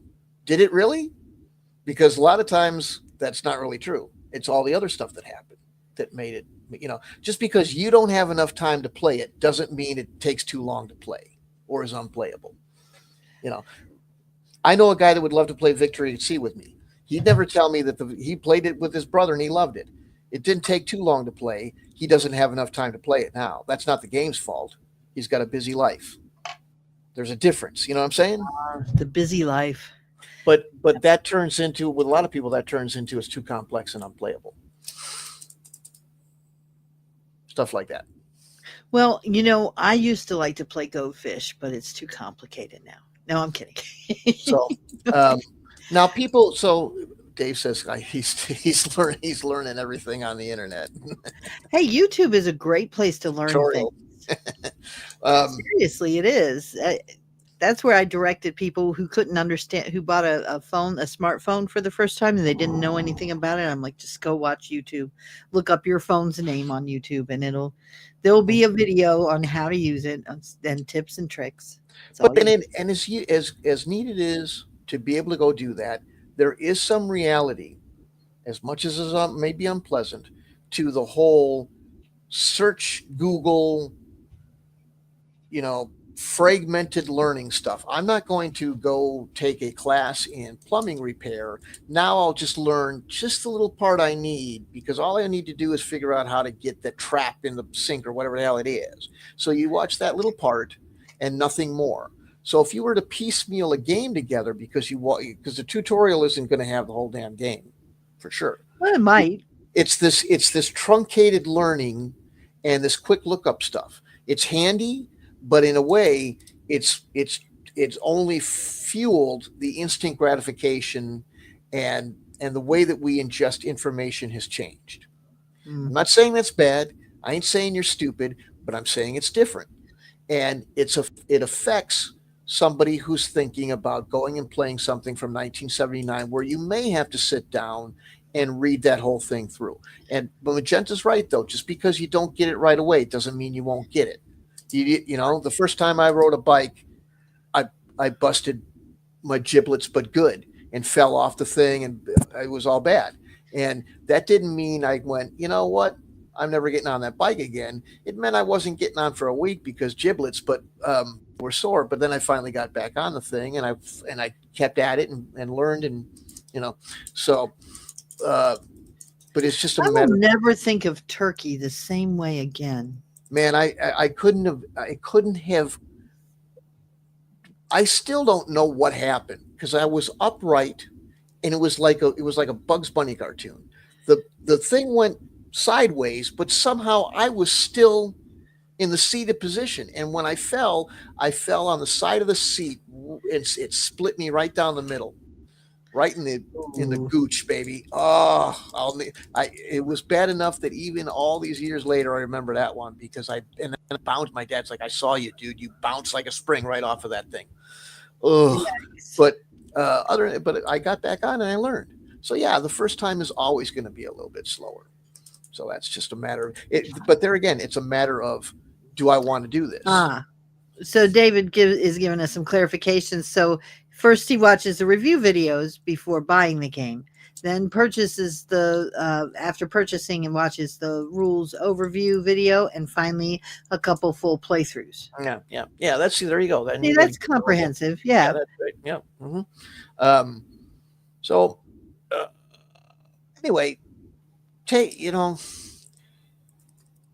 I think a lot of it, though, at the end of the day, with all the stuff we've covered in our typical slap shot manner, slip shot, whatever the word is, that it really does come down to time investment and attention investment. And a lot of people don't want it. And that's okay. It's not a matter of you have to, or you're bad because you don't. What works me up, and the reason why I'm always talking about this war against jargon, is that jargon is invoked instead of, that's not for me. I'm not interested in that game, or I didn't find it interesting. That's different than, there's no way you'll ever be able to play this. This is an unplayable game. It's too complicated and all that crap. That colors everybody else's opinion, as opposed to just stating your own preference. That's what I hate about all that jargon and stuff. Well, jargon to me means something different. And I think, not that you're wrong in your assessment of it too, but when I think of jargon, being a new player, the first thing I think of is the gatekeeping type of jargon, where I'm starting a game, and like the simple HTH. I'm like, the first time I'm reading rules and it's like HTH is discussed, and I'm like, what the hell is that? I'm racking my brain trying to think, what the hell does that mean? So if you're trying to learn a game, that's an unnecessary complication that you're reading it. and I get it that people who've been playing games for a long time, it's not that complicated. But if you're brand new to it, it took me forever. I had to ask somebody what I had to ask Storm actually what HTH means, and it's hand to hand. Now it makes sense, but the first time I saw it, I'm like, It's not head to head. I think you're wrong. It depends on where it's being used, and there's the problem with it. Oh, Yeah, see, yeah, there you go. okay. Now, why'd you have to go and confuse me further? So How do I you know remember which one is which? Don in person. Don Greenwood was asked, "What's up with?" I mean, I'm not in the military anymore. I don't need these. Don Greenwood was involved with Advanced Squad Leader, or ASL, which is the king granddaddy of acronyms in gaming. I hate acronyms. God, I hate acronyms. And guys would say, "I was in the service. I don't need to learn a whole new bunch of acronyms because the service is great for acronyms too." But Don, they said, "Look at this thing. If we didn't use acronyms, think of how many more pages this would be." You know, Yeah, that's their problem, though. well, but here's the thing: you have to. You're talking about price. There's a price point to keep the game under. If it gets too high, they weren't going to sell it in KB. They weren't, so it just became impractical not to use a lot of But don't acronyms. they have to put like a glossary of the acronyms at the back? And doesn't that add an additional number of But pages? So the thing have you was, really gained anything? he came out. He was like, there's how many more pages we'd have if we didn't use acronyms for all this shit. It was a lot more than that glossary, baby. It was a lot. Okay, I And guess. But and still, I hate them. oh, I know. Oh yeah, and that's why a lot of people go f that game. I'm not touching that thing. It's complicated. It really isn't. And with Dave and the YouTube, there's a great tutorial. Now, you still probably don't want to play it. A lot of people watching this, but there's a great tutorial by a college professor that was a fan of the game. And if you watch that tutorial, half of that book you won't need to read, and you'll realize what all this shit just is about this stuff. Yeah, that's what's crazy about it. And it's really not. Once you get that basic part of it down, learning everything else is the same. But even at that, it's one of these deals where people that have been playing it for years, it rolls right off their tongue. You bring somebody else in and they go, it's like drinking from a fire hose. There's just so much information to consume in order to uh, catch up. Some people go, nah, I'll pass. And I get it, but that doesn't mean you couldn't do it. And people, So what so you're when people saying is, if picking on, a picture is worth 1,000 words, then a full playthrough is worth 10,000 words. it might be, yeah. It's as long as it's done well. This was done well by a guy who knew how to teach and knew how to teach using PowerPoint. He used PowerPoint in a very effective way to teach the subject. So, but a lot of times I'll get grief from Magenta that, hey, what you're going to do is going to make people think you're calling them stupid. Au contraire. What I'm saying is you're not, and you can do it. If you don't have to do it, you don't have to want to do it, but it doesn't mean you can't do it because you can. Stop telling people you can't because they'll start believing it. They'll believe they can't and you can't, and that's not the case. You don't have to, and that's why I fight this stuff all the time. Um, but Well, that's a good clarification. finally, I think though a lot of this really does come down to the need for instant gratification. Why should I use lookup charts and shit like that? Cross reference or do formulas when I can talk to the Oracle and it can tell me everything I ever wanted to know and then some just by saying, "Hey, Oracle, tell me," you know, It has a different name. We all know what it is, but yeah. yeah, but I don't. You know what the funny thing is? I think I can say ass and shit on this thing, but I think if I start using corporate names too much, they might get mad at that because YouTube's Oh, they weird wouldn't be like upset with that when they own this platform. that. Oh, okay. Well, anyway, but you know what I mean. Whatever it is, you talk to the thing and it spits out an answer, and that instant gratification is what everybody's looking for. And if you have to do anything to get an answer, that all of a sudden becomes complicated and tedious. But And it wasn't in 1979. It was just simple stuff that you did in order to, to get I an answer. asked my G all about when we were playing Baldur's Gate. Like when I get stuck, I'm asking Yeah, G. yeah. Hey, Ask it for the walkthroughs and stuff like that. Right, and that's I'm why. calling it G so it doesn't answer while we're Right. live. Yeah. That's the Yeah. other reason I used a false name. But that's the thing is when people say, "Hey, we're remaking something," that's when I start seeing red because there's a cultural thing about that too. I'm tired of seeing people remake Gen X in general. But the thing is that there isn't anything wrong with the system. And when people start saying, "Well, we're upgrading it with modern mechanics." First of all, you're making everything that I enjoy and love sound like it's some horrible thing or some a rickety thing, and it isn't. These are classic games that people are still playing today. Funny thing about all this complexity shit is that what's getting played the most still out of all of it with RPGs. AD&D 1E, probably. And that was the one that we used to call the squad leader of role playing because it had the most involved rules. And out in wargaming, for all the crap that people say about squad leader, it has the strongest following, the biggest sales. It's still the biggest game out there, bar none. And it's the one that everybody goes, "You couldn't play that in one lifetime. It's so complicated." And then people are going, "Oh, yeah, well, I just, and they roll out all the scenarios that they played and the tournaments that they won. And it's all bullshit. You can play these games if you want to. You don't need to modernize them. That's just modernize. To me, what you're doing is it's like paying for Windows Office over again. What did you get in the latest Office that you didn't have 10 years ago? A name and a different icon. What was the difference between 2003 and 2007 Office? They You know, moved all the icons to different not places, and you very, had to not a hell of relearn a it lot. all over Yeah, again. yeah. Drove me crazy. A modern version of Panzer Blitz is just calling computer instead of my computer that they called it for the last 10 years previous to that and all that shit. Fuck that. I don't need that. You can play the original. It's just fine. Um, but yeah, And I have you want. noticed so many of the computer remakes, like you mentioned Office getting remade, they've taken the words out. Everything is icons now, which if now I get it, I've because I keep current on this stuff, but someone else, some other folks my age are like baffled. They're like, where's the file thing? And you can't, like, I've done tech support, so you can't just tell people, oh, it's where it says file up in the top left corner. No, you have to go, okay, it's that thing that looks like a file folder.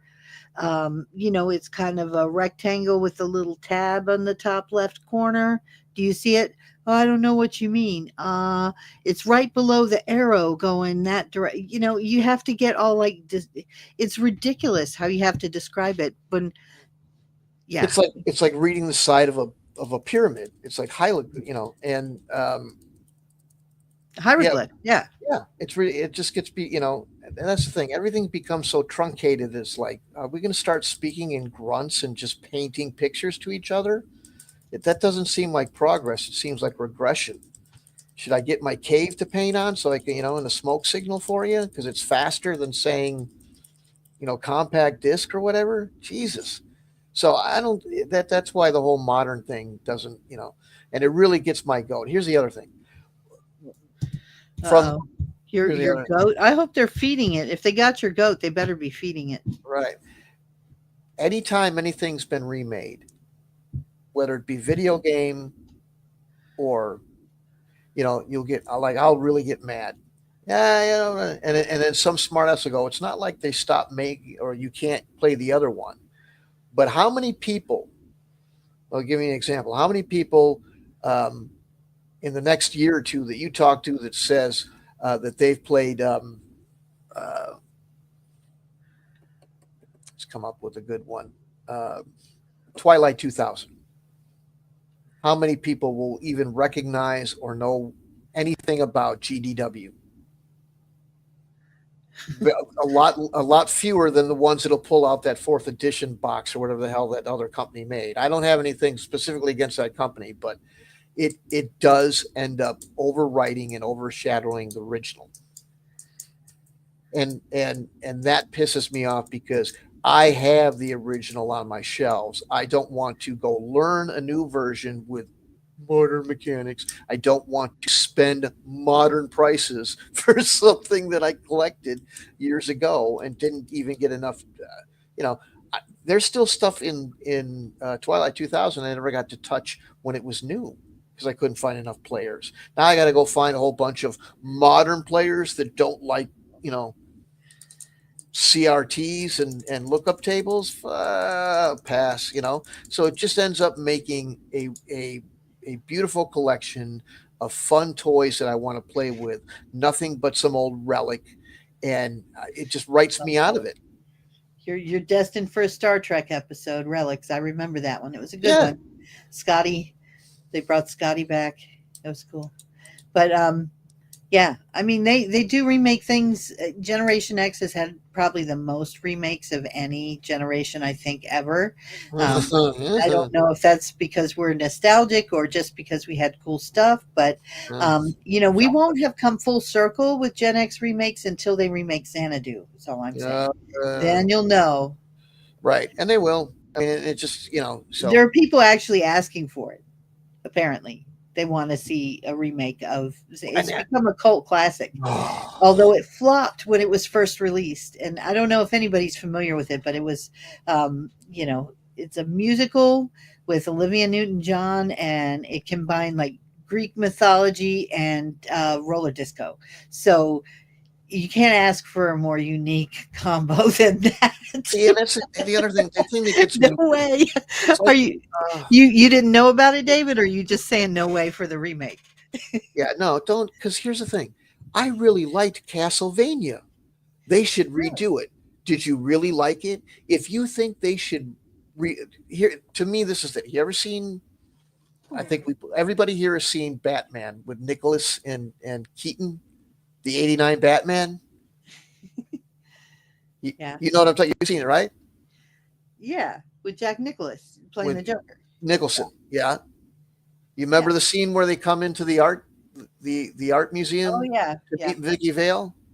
You remember Yeah. what they do? They play the music and they start dumping paint on the paintings.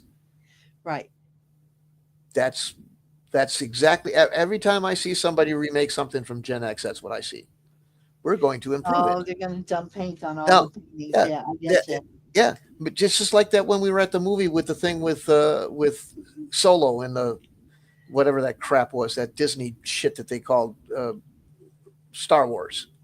I woke up and all I saw was, here's your favorite guy Solo, and here's some emo geek that you don't know anything about, and he's Well, gonna and he runs a sword through his gut and dumps him over the side like garbage. And to me, that was like Mickey Mouse going, "Hey, I got your Star Wars, old man!" Ha ha ha! And just threw it in the garbage and said, "We're starting over. Screw your stuff. It dude, sucks.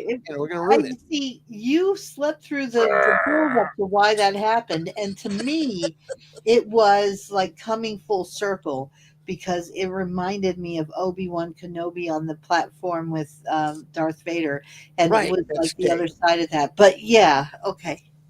No, I We're get it. just, But here's the thing. Here's the thing. That wasn't. He's not a Skywalker. And first of all, the whole yes, he is. Princess well, Leia I was, don't know anything about the emo guy. I'm talking about Solo. And the thing but the is, emo guy was Princess Leia's son, don't give a shit. Solo and Leia's son. See, you didn't know that because you slept through the. Zero given. Here's the Okay, thing. okay. Here's the difference. We're Some gonna of we're those. gonna have a little geek rage fest, you guys. I hope you don't mind. Here's the thing. I never liked the repetitive thing. I never liked the rule of three that he infused in there, where everybody had to say, "I've got a bad feeling about this."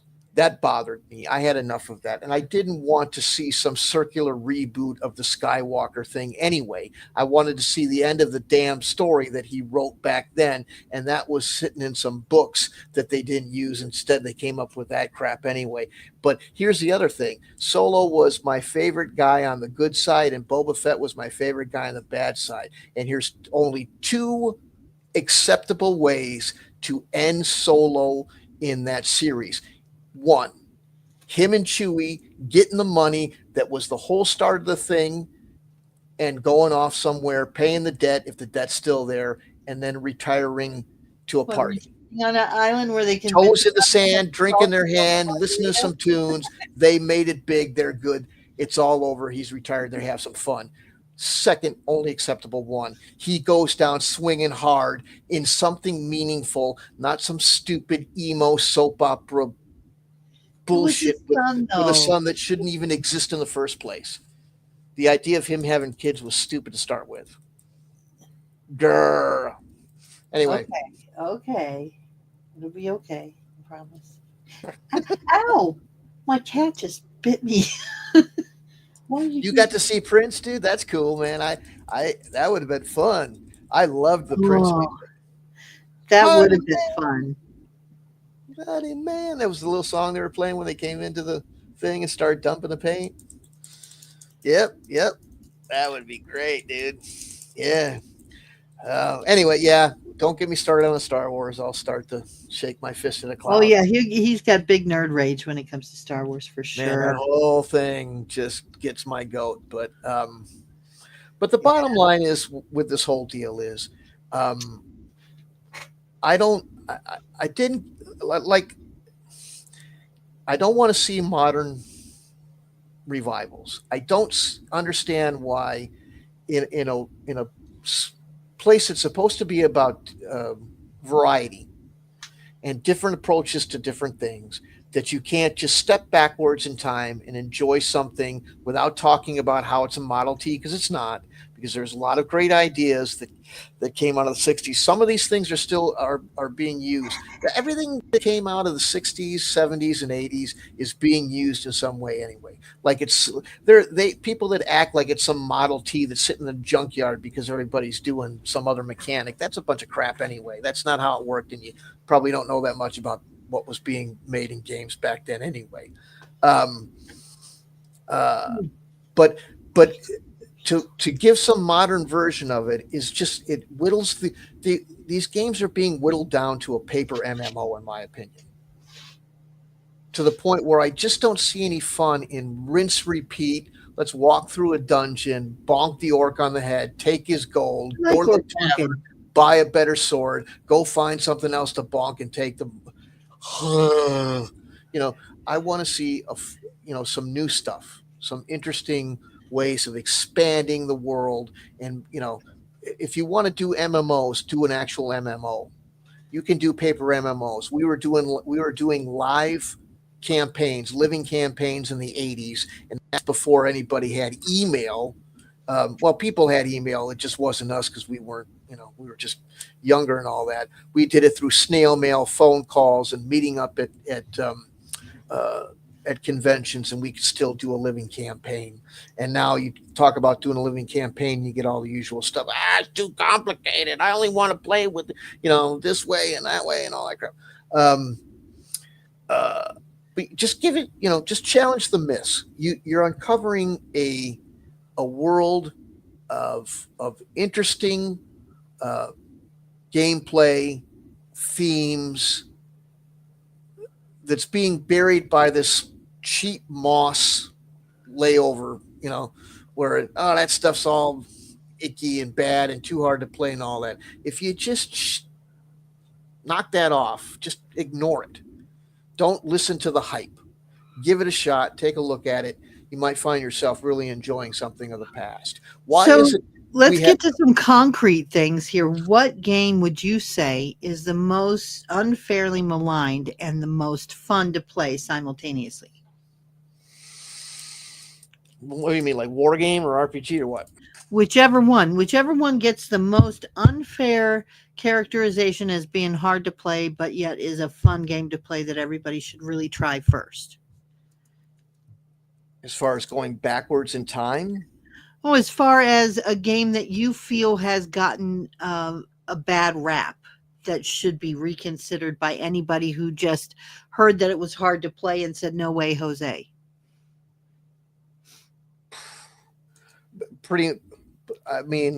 Everything. The whole point of this is that largely everything from the 70s and 80s has that label. Magic Realm is David's answer. Are you Well, familiar with Magic Realm? yeah, but that, yeah. Okay, Yeah. so now that's a clearly a fantasy driven one. What would be your pick for a war game? Well, but here, okay. I don't know that I would find anybody that would find Magic Realm too complicated. And I think that's why a lot of people still invoke that one, because it never was one that was considered such. Okay. Well, I'm asking for your pick then. What game would you pick that is called complicated but is really super fun to play if you just give it a chance? Rollmaster, Panzer Blitz, pretty much anything for, I mean, there's I can't pick one out because Tell me about Rollmaster then. Let's start with that one. it's just one of those things everybody goes, it's too complicated because it's got detail. Or MERP is another great one. What is Rollmaster? What's the MERP, game? MERP, because there's the MERP is the one where people go, it takes 20 hours to play 2 minutes of combat. I don't recall that, but it had yeah, 100-page rules. Oh yeah. Yeah, there you go. Yeah, I see. That could be. I could see how just sometimes, just if the rules are wordy, that could happen just because they're wordy. Yeah. Because I might vote them because I'm kind of wordy. Right. Yeah, some people just did. I remember some people in some debate saying, I won't play anything that's over 12 pages long. And I went and I got my my Risk. This was Wargamers that said that, and I went and got my Risk. it was 14, so just to kind of rib them a little bit. But yeah, there's people that just look at something and go, the volume is too much. It must be too much to play if the volume's that thick.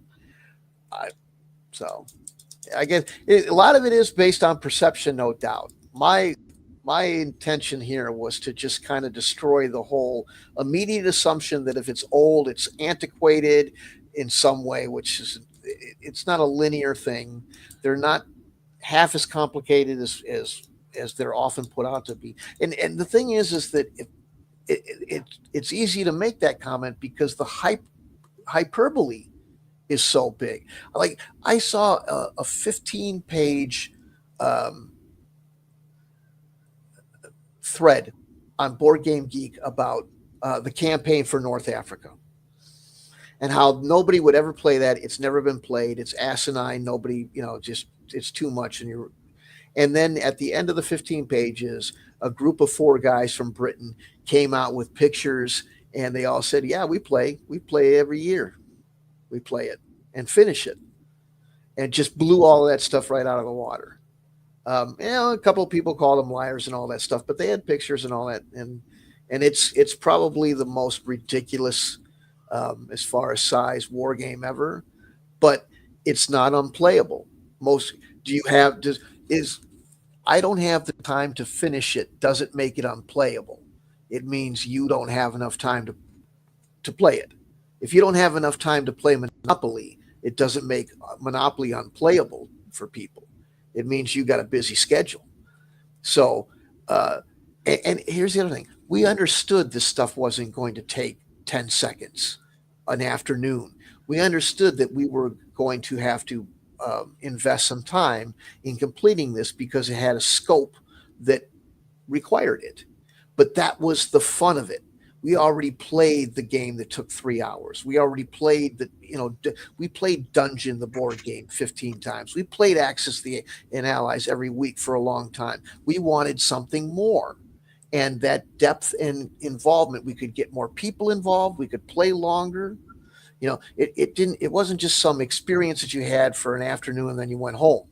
This was something that we all sat down and did week after week. And it was like a show that you kept coming back to. Here's the next episode, because it was always down in Mike's basement. It was always laid out. The difference between watching a movie that lasts for a couple hours and having a regular series, right? Where you come back weekly and continue where you left off. And here's another myth. Well, you guys did that when you were young because you didn't have a job. It a lot of people did have jobs at a lot younger ages than they do now. I don't know what the legal age to work at was, but no, here's the point. Nobody gave a shit in 1979 with the, you may not be working at the mobile station, but you were mowing yards for your dad or whatever the hell it was. And if you didn't have a job for some reason, somebody would find something for you to do. They'd send you to the rec department to play Pee Wee League or whatever the hell it was, and you weren't going in the house for a long period of time. So we didn't have a lot of time to play. So when we did have the time to play, we weren't going to eat the rice cake or the half a sandwich. We were going to have a 4-course meal because it was the rare opportunity to finally invest some time into really submersing into this giant world, whatever that giant world was, that we really wanted to get into. So we were going balls out, baby, and it was going to be as big as we could get it to be. And play with as many people as we could find, because that was the joy of the whole deal. So, but we still got it done. And we did it not knowing half as much as we do now about the games and how to play them and what works and all that stuff. Imagine what you could do with the internet. Not worrying, understanding people have different times that they can do this stuff and all that. Not taking that away, but imagine what you could do if you dropped all the stuff about how it's too hard to play or you don't have the time, and you just had something set up and ready to go all the time online, and you had not the 3 or 5 people, but as many people as you could get. Now, they might not be all playing at the same time, but they're playing in the same world or the same game, like a league. And even if you're not like we are talking video real time, you still have some sort of like forum or posting place, Twitter, Discord, whatever it is, where you can share discussions, share strategies, communicate about the game that you're in. Hey, we're going to do this on the right flank or whatever the hell it is, with all the people playing, and it be this giant community all centered around a giant living campaign or a giant campaign type of game. That's what we were always looking to do. And it can be done, and I've seen it done before the internet was anything but an infant and some, now we have everything, literal instant communication. And now when we have all the tools that could facilitate something, whereas we did it when we didn't have those tools, most people are saying it would be too much to do. No, it wouldn't. Just what you need is people willing to do it and to shed themselves of these myths. And that's what all this babbling crap was about. Shed yourself of these myths and see what kind of world you can open up into. The gaming experience that you're denying yourself by continually talking about how everything is too hard and you've got to keep it small and minimized in order for it to be practical. Unshed yourself of that. You'd be amazed what you could see. That's what I'm saying. Bottom line. That and Disney Star Wars sucks. Well, obviously that's Obviously. That's the biggest point. That's the biggest takeaway I got was Disney. But yeah, I mean, I think it is. Our attention span has been. David says our attention span is broken by tech, and I can't disagree totally because, well, we've got shorts. TikTok is getting ready to be banned on the 19th, I think it is. But it's an emblem. It's not just TikTok. YouTube has its shorts. Excuse me, what was that? Did I do that? No, that was a notification on my phone. Sorry. Yeah, I'm when actually. You want to get notified. You want to get notified. Yeah, it's louder on your end than it should be. But yeah, I was actually just looking for that software that I mentioned to you so that I can. Next time we have a video, I will do a needle felting project. I think I will do a dragon. Might be cool. What do you think? Needle felt a dragon. It's not going to look like much to begin with, I'll tell you that, but we'll give it a shot. Anyway, but yeah, I think David's right. Our attention span is broken by tech. Um, I think it's very true because we've gotten, the YouTube shorts has become a thing too, and they did that to compete with TikTok and Instagram and all the others. And I mean, we had Vines before, so it hasn't. It's not really all that new of a thing where everything is getting shorter and shorter. I know our videos run a little long. We're at the 2 hour mark right now, so some people still do like to pay attention for longer periods of time. But otherwise, it's not too uncommon when you write something more than 5 lines of text that you'll get a response that's too long, didn't read. So I think that's valid, that Well, it has yeah. affected our attention span. He says Magic. Here's the thing. He says the reason I say Magic Realm is unplayable is not only the rules are long, that's no big deal, but the odds of surviving are freaking brutal. Well, you know, that's I used to play Robotron 2048, and I Oh my. couldn't play that. I mean it. I didn't last 10 seconds half the time, but I was still a lot of fun, and I kept trying to improve. And I don't find that the definition of unplayable fits for that um, personally. But I, to me, unplayable was that you just couldn't operate it or something like that. But I don't understand it's a video game versus a tabletop, it's arcade game. But I didn't last long at all on that one. I could never. That was the one where you shot with one joystick and you moved with the other, and Mhm. I couldn't do it.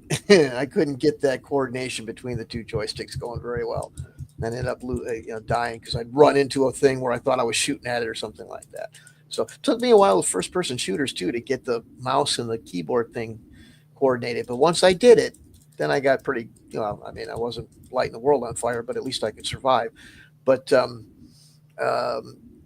but yeah, I think this is why you'll hear me say this a lot as far as the technical thing or the tech thing is that a lot of people when they talk about simplicity and or they talk about all this stuff, it just sounds like what they're saying is this tabletop game isn't a video game. It doesn't give me the instant gratification that I'm looking for. They're always fixated on graphics. I hear all this stuff about, well, I wouldn't play a game unless it's got this great, book cover and all that. To me, that's just okay. If you want artwork and you want constant visual stimuli, go play, Baldur's Gate where you can see all this rock formation and all the details and all that sort of stuff. I, to me, that was what I could generate in my head. The rules were just the means to the end. You read the instructions, they were the rules, and once you understood them, you could have the imagination on your table. But um, to me, both wargaming and RPGs, it sounds like a lot of people just say, well, the problem with these games is they're not video games. And so I've told people in the past, I go, it sounds to me like you're looking for a video game. And some people get really pissed when I say that. And I go, this isn't, I'm not trying to put you down or attack you. Just think of it this way. If I was looking for chips and they're on aisle 5, but I'm on aisle 4, I'd like somebody to tell me that, hey, the stuff I'm looking for is on aisle 5. That, that's all I'm doing. It ain't, it's not some dig, but, um, but it just seems like there's a lot of people looking in the wrong direction for what they want. And uh, after Sunday, I mean, I was thinking about that. Not everybody can play all the time. That's okay. I understand. But I was like, hey, man, we sat for a while to find out if anybody was going to play. Then they didn't play, after organizing a big tabletop thing. And so me and Magenta go, okay, well, we'll just play this video game. And within 10 seconds, we're deep in that realm and off and running. Yeah. And I go, I'm surprised that the tabletop has lasted as long as it has with that kind of instant hit. You've got the graphics, you've got no. The only thing you really need to understand is all the damn options. God, you can. Who can't cast a spell in 5e? I'm a paladin, and I mean, everybody. I had a thief and he was throwing fireballs at people. What the fuck? Um, That's because you could get the scrolls. You loot and get the scrolls. yeah, but he had an inherent like firebolt power. They all had firebolt. Everybody but the paladin had firebolt, and I was like, "What?" But whatever. Other than that, you were off and running. You didn't have to deal with Well, the some of DM. your weapons come with extra things too. Yeah.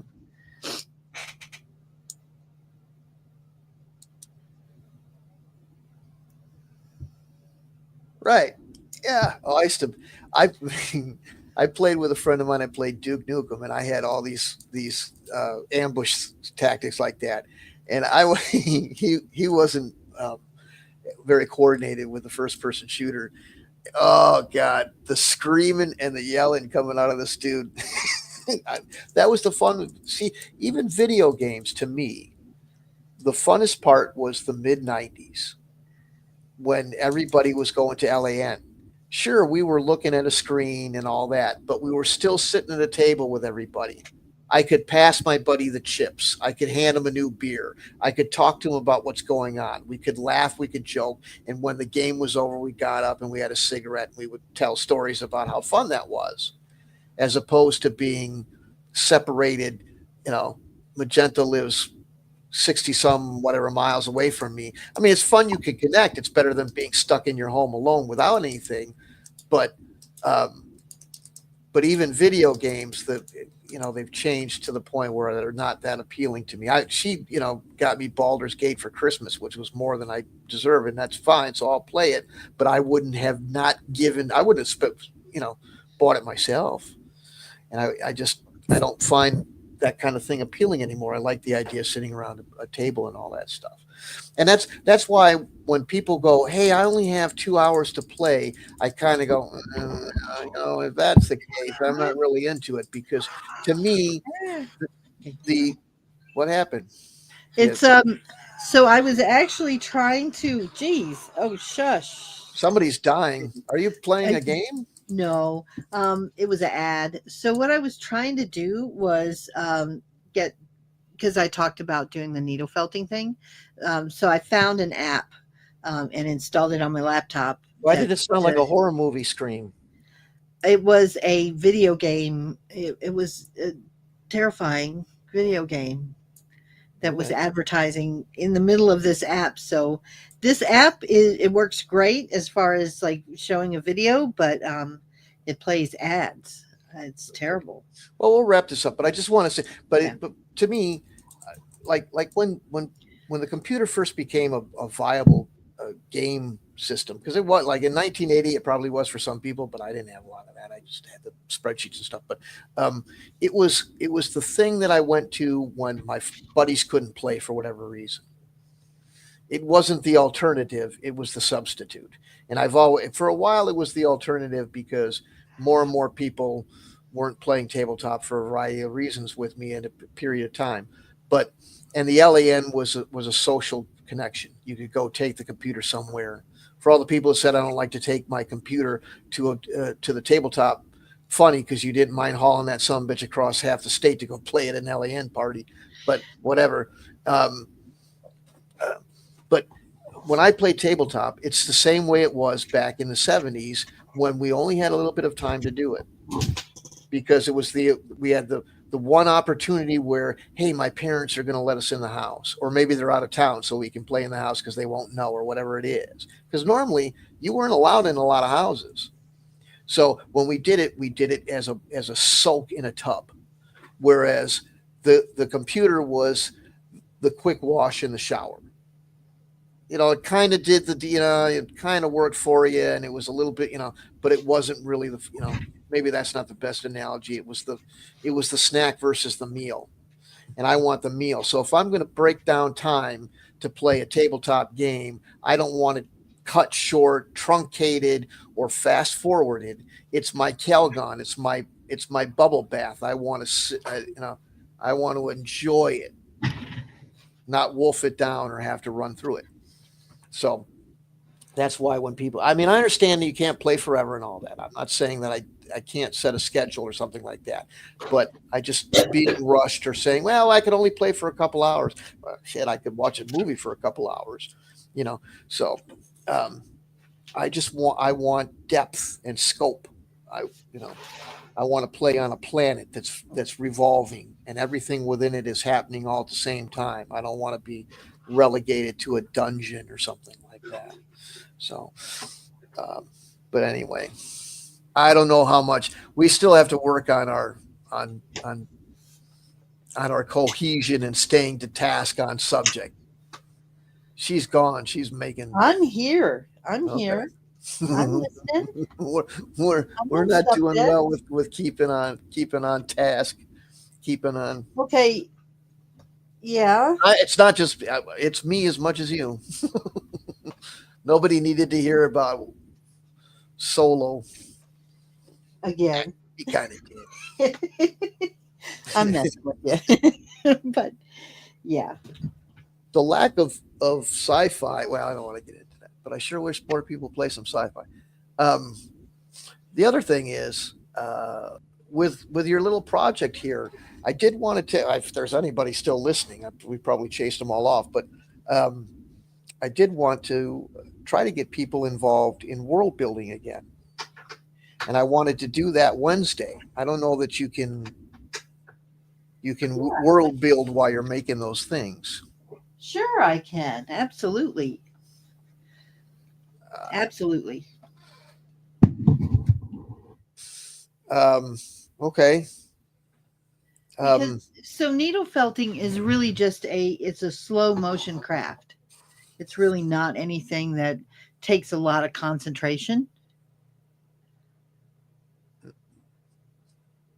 okay. Yeah. Is that true? I didn't know.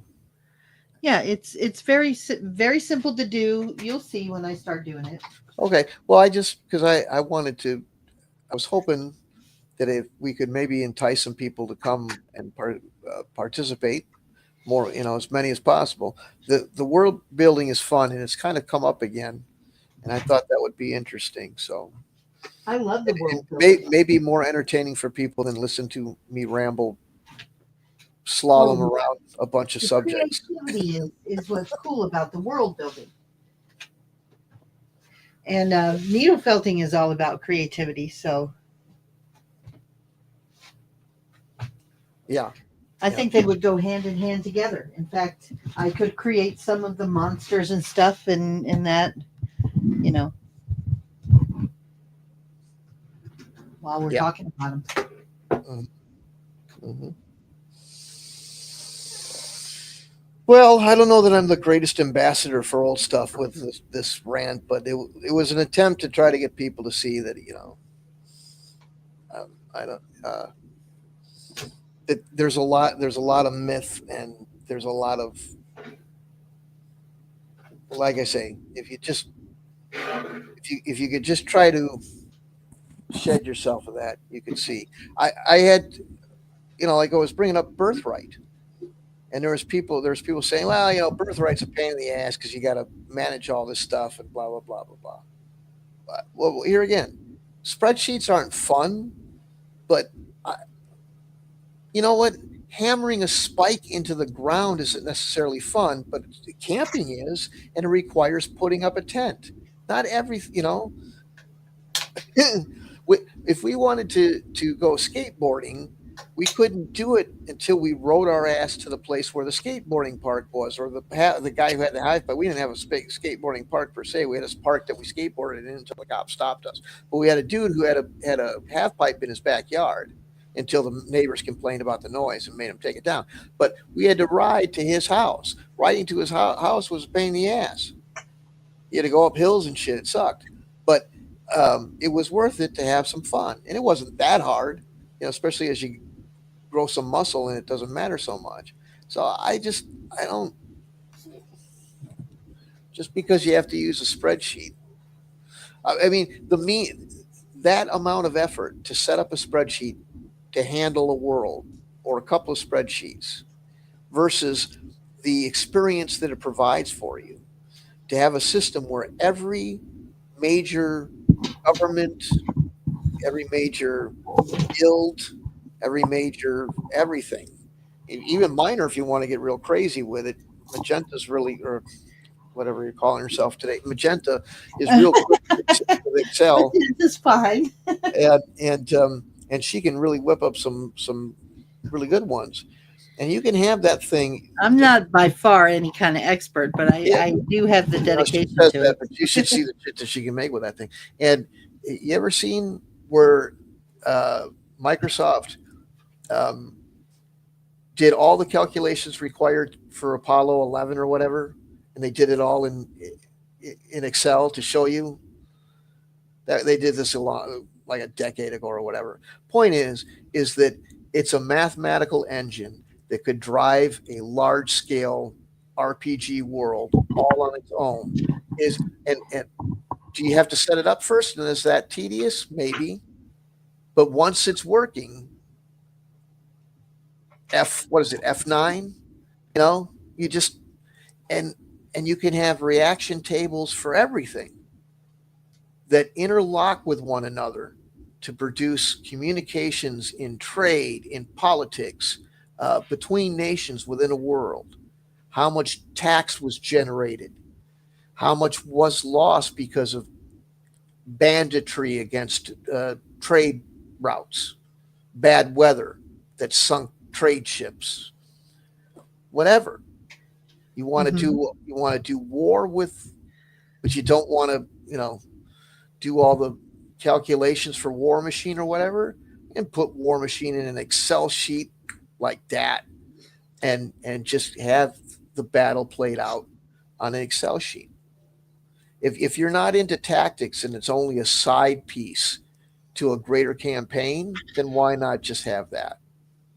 Hell, even if it is tactics, I'll play miniatures and use Excel, and and then you have something bigger than tiny little parts. And that was always what I wanted to see. What if we could take this bigger? Imagine what we could do if we had more people involved. Not less people, more people. We are always looking for more people.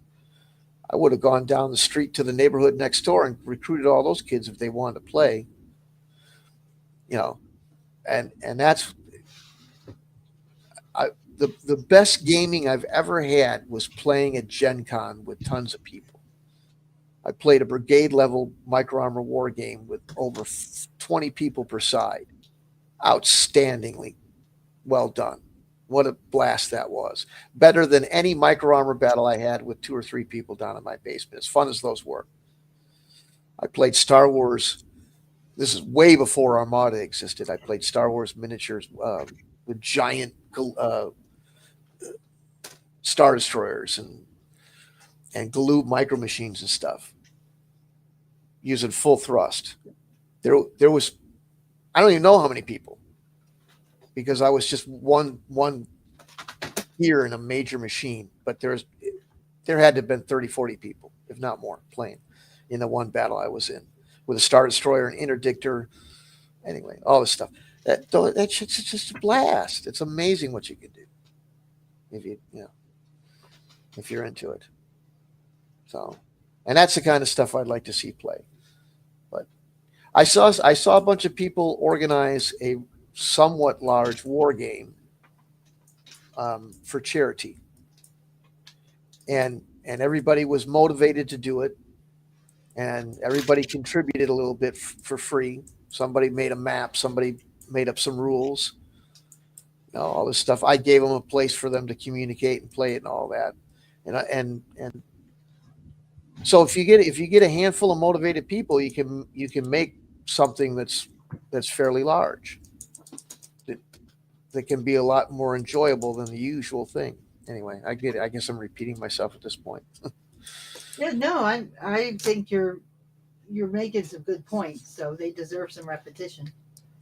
Yeah, but you got to bleed through the everything is complicated and you can't go too far thing.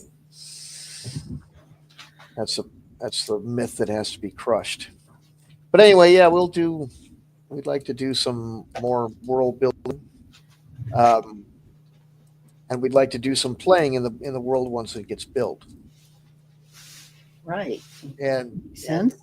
but and that's going to be, speaking of things where there's, you know, demonstration or examples, I'll put that thing up. We'll make up the Excel and we'll run the thing that way while you play in it. Have all the because it's made up of different countries with different cultures and stuff like that, and we can do all that with the reaction roles and things like that, so you can see how that works. Mm-hmm. Might not be doing that on Wednesday. I mean, it's not fully built, so we'll do the world building on Wednesday and then go from there. I got to fix this mic. This thing is humming in my ear when I talk. I don't know why. Oh, I have to get it. I know. So you just, I got this as a Christmas present, and I appreciate it. But something's weird. There's a whining that comes every time I speak. Comes into this ear. Weird. hey, Storm, can you send me an invite to the campaigns and conquest.magenta? What? Can you send me a invite to my email at my campaignsandconquest.magenta@gmail.com? Which, if anybody ever wants to communicate anything with us too related to the show, if you have any suggestions, comments, anything like that, you can always reach out to me at that email address as well.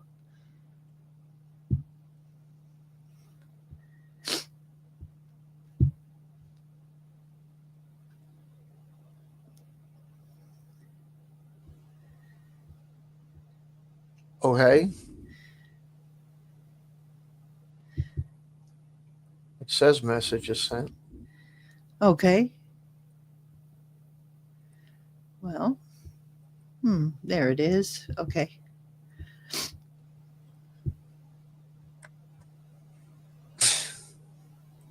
Sounds like you're setting up right here on the. Oh, we got to. I am. Yeah. So at this point, I think we've covered everything. I think at this point, we're just. What are you doing? You're just trying to get the. I'm just testing right now, and I hope anyone who's still with us here, if you don't mind, I'm going to do a little test before. Anybody got anything to say? Any counterpoints, criticisms, comments, questions, cut downs? Anybody there? Is there anybody out there? I don't see any comments or anything, but okay. Looks like audio's working pretty good, so we're good on that. Don't need a speaker on that, so all good on that. Okay.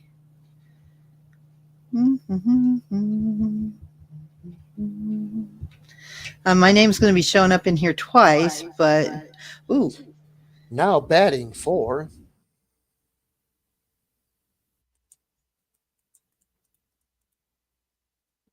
You didn't mute one, you muted both. You can't call yourself the same thing twice. It confuses it. Well, I'm sorry. Now just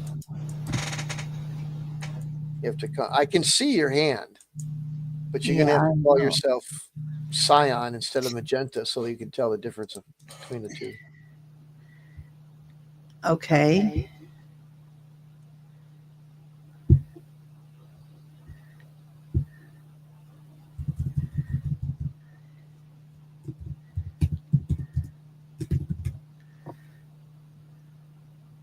Want to see her ceiling? It's not my ceiling. Oh, it didn't go on. Oh, that's because I got to do this. Let's see. Okay, can you still hear me? There we go. Is it echoing still? Look, a dead chicken. Oh, it's not. Hold on. This is what I need to do. Hey, what's next to that? My needle felting kit. Oh, that's not what it looked like. What do you think it was? It looked like a birth control case. Oh, no.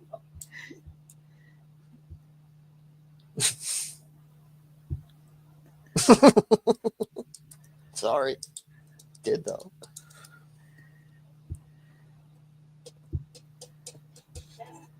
So anyway, while we're watching her fiddle, so another game that was old that I Panzer Blitz, I see people actually saying that was complicated.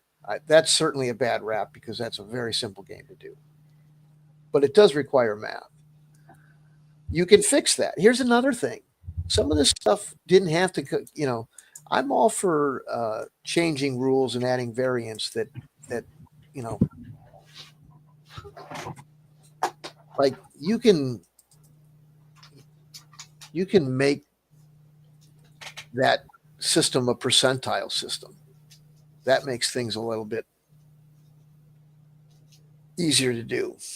Or you can just, again, I'm not a fan of Microsoft, but I will give credit to Excel. It does have some handy dandy utilitarian worth to it. And I didn't make it myself, but I downloaded, somebody put a Panzer Leader thing together for it. So you don't have to do Panzer Leader math. You can just play Panzer Leader and use the Excel sheet and get the answer you need. Tell it what you're shooting and what you're shooting at, and it'll and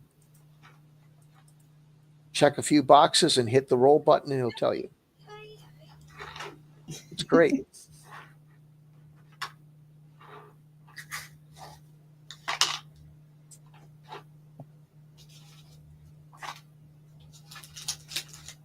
So you're just going to do that while I talk? Absolutely. And I'll be able to talk with you too. This is just on the side. Okay, well, go ahead. I'm doing it. Go ahead and say something. Well, you can't hear me? Well, you were fading out. Now you're muted. Okay, how's that? That's a little bit better, but Okay. there's a lot of background noise coming out of that one. Wow, you're picky. Hey, Oh. the stream knows. Okay, this is my little needle felty guy. He's a dinosaur. So he is, I don't know if you can really see him very well, but yeah, he's a velociraptor. My grandson has asked me for. He's already a project I have going. He is in the mid phase, so he looks a little like a funky chicken right now, but we're going to make him a little bit better. So he's fully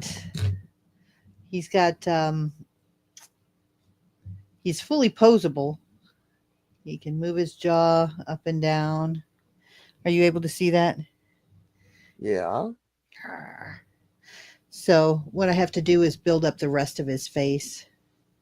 And then these are his little chicken feet and his lovely, lovely tail. We got to get that rumbling out of there. What rumbling? There's a rumbling that keeps going through. That's my fan. Stick a match under that thing so it stops rocking. Matchbook.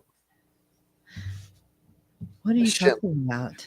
That table rocks when you move it, and when you rock, you can hear that through the mic. Oh, yeah, it's significant and loud and distracting, and it's going to make people want to stop watching because. I'm very sorry. Just saying. I read the guru. Speaking of getting tutorials, the tutorial I read about streaming was people are far less tolerant of audio anomalies than they are of video. I see. Okay. Yeah. Well, in that case, I apologize. I'll try to be more quiet. That's not, you got to get something under that. One of it's those. Still rocking? Yeah. You got to get something under there so it stops doing that. Yeah. You got to shim it. How about now? I got my feet on it. No. No? The other problem is that looks like it's made out of milk carton. What? So it's that table. It's not made out of a milk carton. What are you doing? Giving me such a hard time. No, really, that sounds like it's one of those. That's what they call them. It's that recycled plastic, and it's hollow. So when you tap on it, it makes a noise. Well, the needle felting makes a bit of a noise. Yeah, but that's the table. I can see it moving.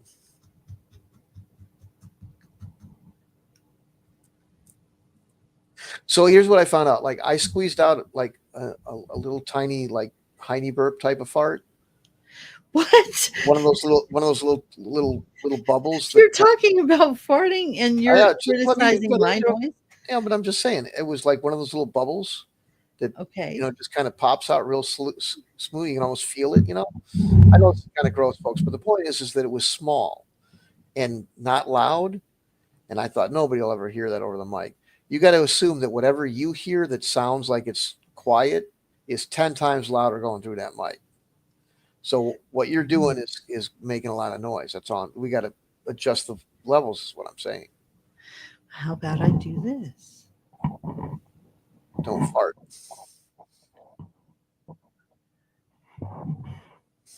How is that for sound check? It sounds like you're rubbing something over that thing. I'm sorry. How about now? That's better.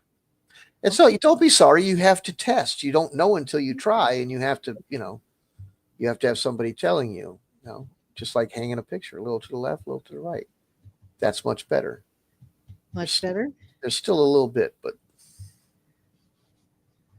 we'll so this is how you needle felt. These have little barbs in them, in the needle. And as you stab them in the needle, it shapes the wool by tangling it. So it really starts off as like fluffy cotton looking, looks like a cloud at first. In fact, I might get some more wool and do the something. views are The views are going down? Sorry. Well, I'm sorry. I'm just testing right now. That's all right. They're probably You not go real on with views. your thing. I'm just doing this on the side. Is there anybody really out there? You go ahead and talk. I mean, at this point, I think you got a good test. I think we've covered everything we've got to cover. Dave hung out with us for most of the night. Thanks, Dave. Yes, thank you, Dave. He says he'll try to get me into the Viking game at Friday at 8 p.m. Okay.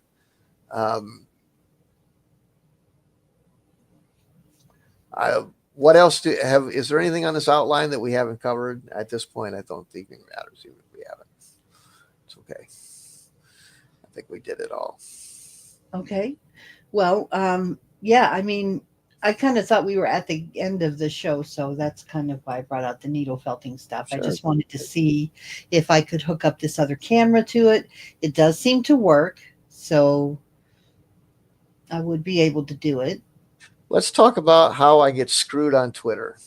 So I had about that. What? Let's not talk about that. I had a lot more than 20 that hit like on this thing, and they knocked me down to 20. On this particular episode?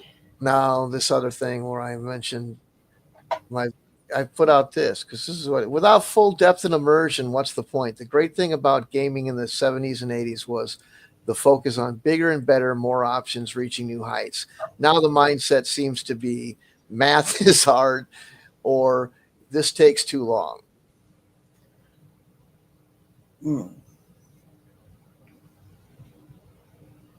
And I got a lot of reach for it, but they took it all away.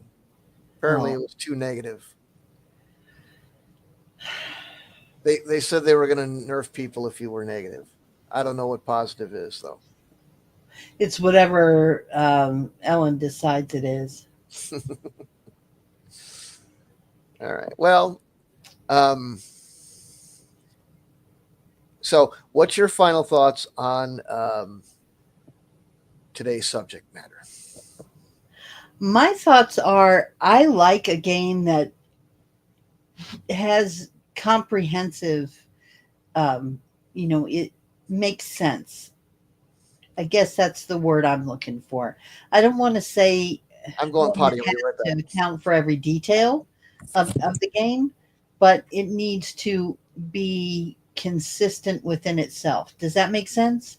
Like the worst thing in the world, it's like it drives me crazy. I know it does you too. When you're watching like a TV show and there's someone with a pistol that has 6 bullets in it. But they can fire like unlimited and you never see them reload. even though it would take a few minutes to reload, but they're just firing, 10 shots and there's no reloading because that would never really happen. And so you're like, oh, I feel cheated now that they cheated. They rigged the game. And so I feel like a game should be true to its own internal consistency. So even if that takes a little bit more tracking, like you said about the arrows, if you have to keep track of how many arrows you fired and how many you have left, I think it's worthwhile to do that because otherwise you're cheating. And I don't want to, if I'm going to play a game, I want to win. And if you cheat at a game, you don't ever win because you know deep down that if you hadn't have got that, if you hadn't have manipulated it in your favor, you wouldn't have won. You know what I mean? So that means in your mind, you're perpetually have lost that game because you admitted defeat before you even tried. Does that make sense? Mm-hmm. So if I win a game, I want to have really won the game, which Right. means even if it's a little more difficult to win the game because it has rules that are more true to life, where, I can't fire that 10th arrow if I only have 9. Right. I would rather still have that apply because then when I win, it means I really won. I have a Substack. I wrote a little something on simulation or the use of um, the use of the word simulation, which is another one of these mythical things that get, when you don't like a game or you think it's trying too hard to be real, people go, well, we don't want a simulation, or you're trying to make a simulation, or whatever like that.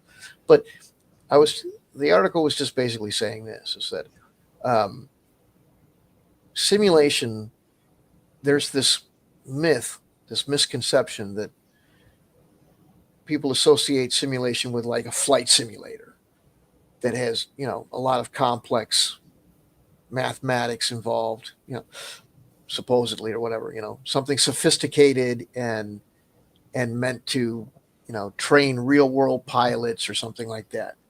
But a simulation, by definition, starts with a model of something, a scale model of something, uh, can be called a simulation. And when you look at the actual definition and encyclopedic references to it, stuff like that. So the article's on Substack, and we'll give you a link so you can read about that, because just trying to get something that plays out with a little bit of internal consistency and logic to the world doesn't equate to making it some overly sophisticated, unplayable game either. And that's what a lot of people say, because a lot of the old, about old games, just games in general, but definitely the older games, because a lot of the older games will mention, you know, realism or the attempt to try to achieve it. And that goes, oh, you're trying to be a simulation. No, not necessarily, but um, or they'll use it as a more pejorative, or they'll sneer and say you don't want realism because it's a war game, and that's somebody saying that you're trying to make the gore and the blood and guts of the system, and that's no one's trying to do that. That's not true. Um, or there's the, well, you'd never be able to do that anyway. You could never possibly make it real, so why even bother trying? No one's trying to make it real. No one's trying to simulate it the way you're making it sound. But um, if my arrow can float on forever when I pop it out of my, or bolt, I should say, out of my crossbow, that's not realistic, whether it's a fantasy world or not. Every fantasy game you played, you have a range to your weaponry that's missiles. That range is, no matter how unsophisticated or how basic it is, it's still simulating the fact that gravity will eventually pull something down. It's still about Newtonian physics. So whether it's there's different ways to if you've ever dealt with ballistics as a discipline, or the mathematics of velocity and all that, you can have a very degree of detail in math as far as a ballistic calculation. There's a different level of detail. There's an approximation, 1 point, and then there's several points and all that. But what you're doing is you're doing one of the less sophisticated versions of it, but that makes it's no less a simulation. So when you're trying to approximate things within a world, you are simulating. So when we're talking about having something like she mentions, where it's realistic with the bow and arrow, that doesn't translate to.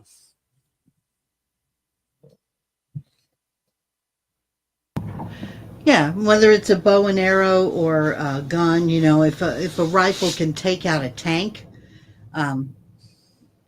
with one shot, that's unrealistic too.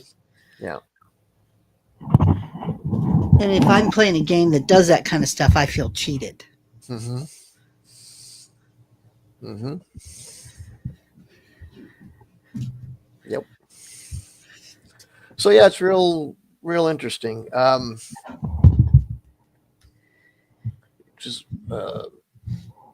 read an article, wrote the article about it, and then several days after writing it and posting it, I inadvertently come across an article about the same thing, which largely was in agreement, but just kind of had a different approach upon it, and was interesting to read. But like we were talking about earlier, people saying the two opposite things, kind of contradicting themselves. This article about advanced squad leader and simulation comes up, and it's explain the same thing. You're using simulation wrong, and you're kind of trying to get reality right, in that this is how far the average man can throw a grenade and stuff like that. And then in the very next article, taking somebody who tried to obtain a fairly precise simulation as far as tank armor penetration, and chewing them up and calling them a hack and wrong, and just attacking them. Real interesting for a couple of reasons. But the fanboy defense of particular rule systems is another interesting, not really relevant to what we're talking about, but that's basically why they ripped them up. You can't criticize my almighty game. That's my favorite game, and I'm a big fanboy. And if you're telling me it's not done right, then you must not know what you're talking about. There's a lot of that with people. So they came after him for that. But then they came after him for a lack of scientific merit in his approach, and then said, we don't want that kind of simulation anyway. And I thought, did the editor of this magazine realize that the article right above this one, right previous to this one, was saying pretty much the opposite? You always wonder about that. Yeah, I don't know if they've got AI doing that kind of placement of ads yet, but this was a 1999 issue, so. Oh no, they didn't. Yeah, it was all human.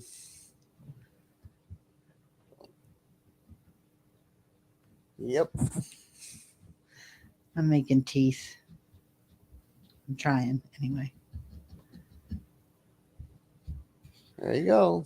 Teeth are difficult.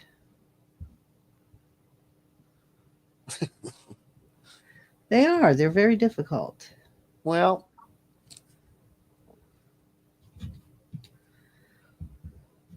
So, I think I've run out of steam for things to say. You got anything more to say? We got a couple of people watching. Anybody have any questions, comments, criticisms, cut downs? Anything?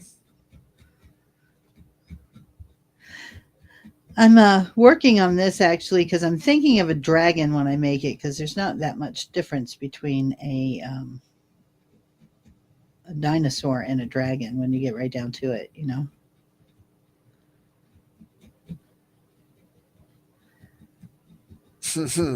Okay. Yeah. I mean, they're going to have really sharp, spiky teeth, right?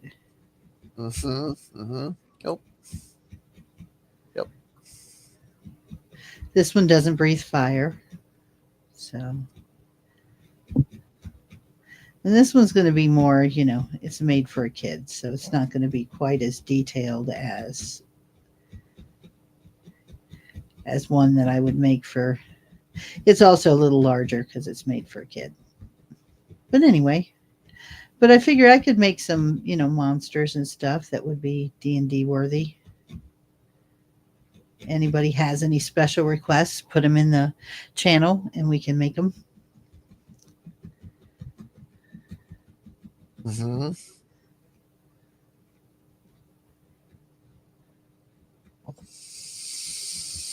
So, what is your all-time favorite game, Storm?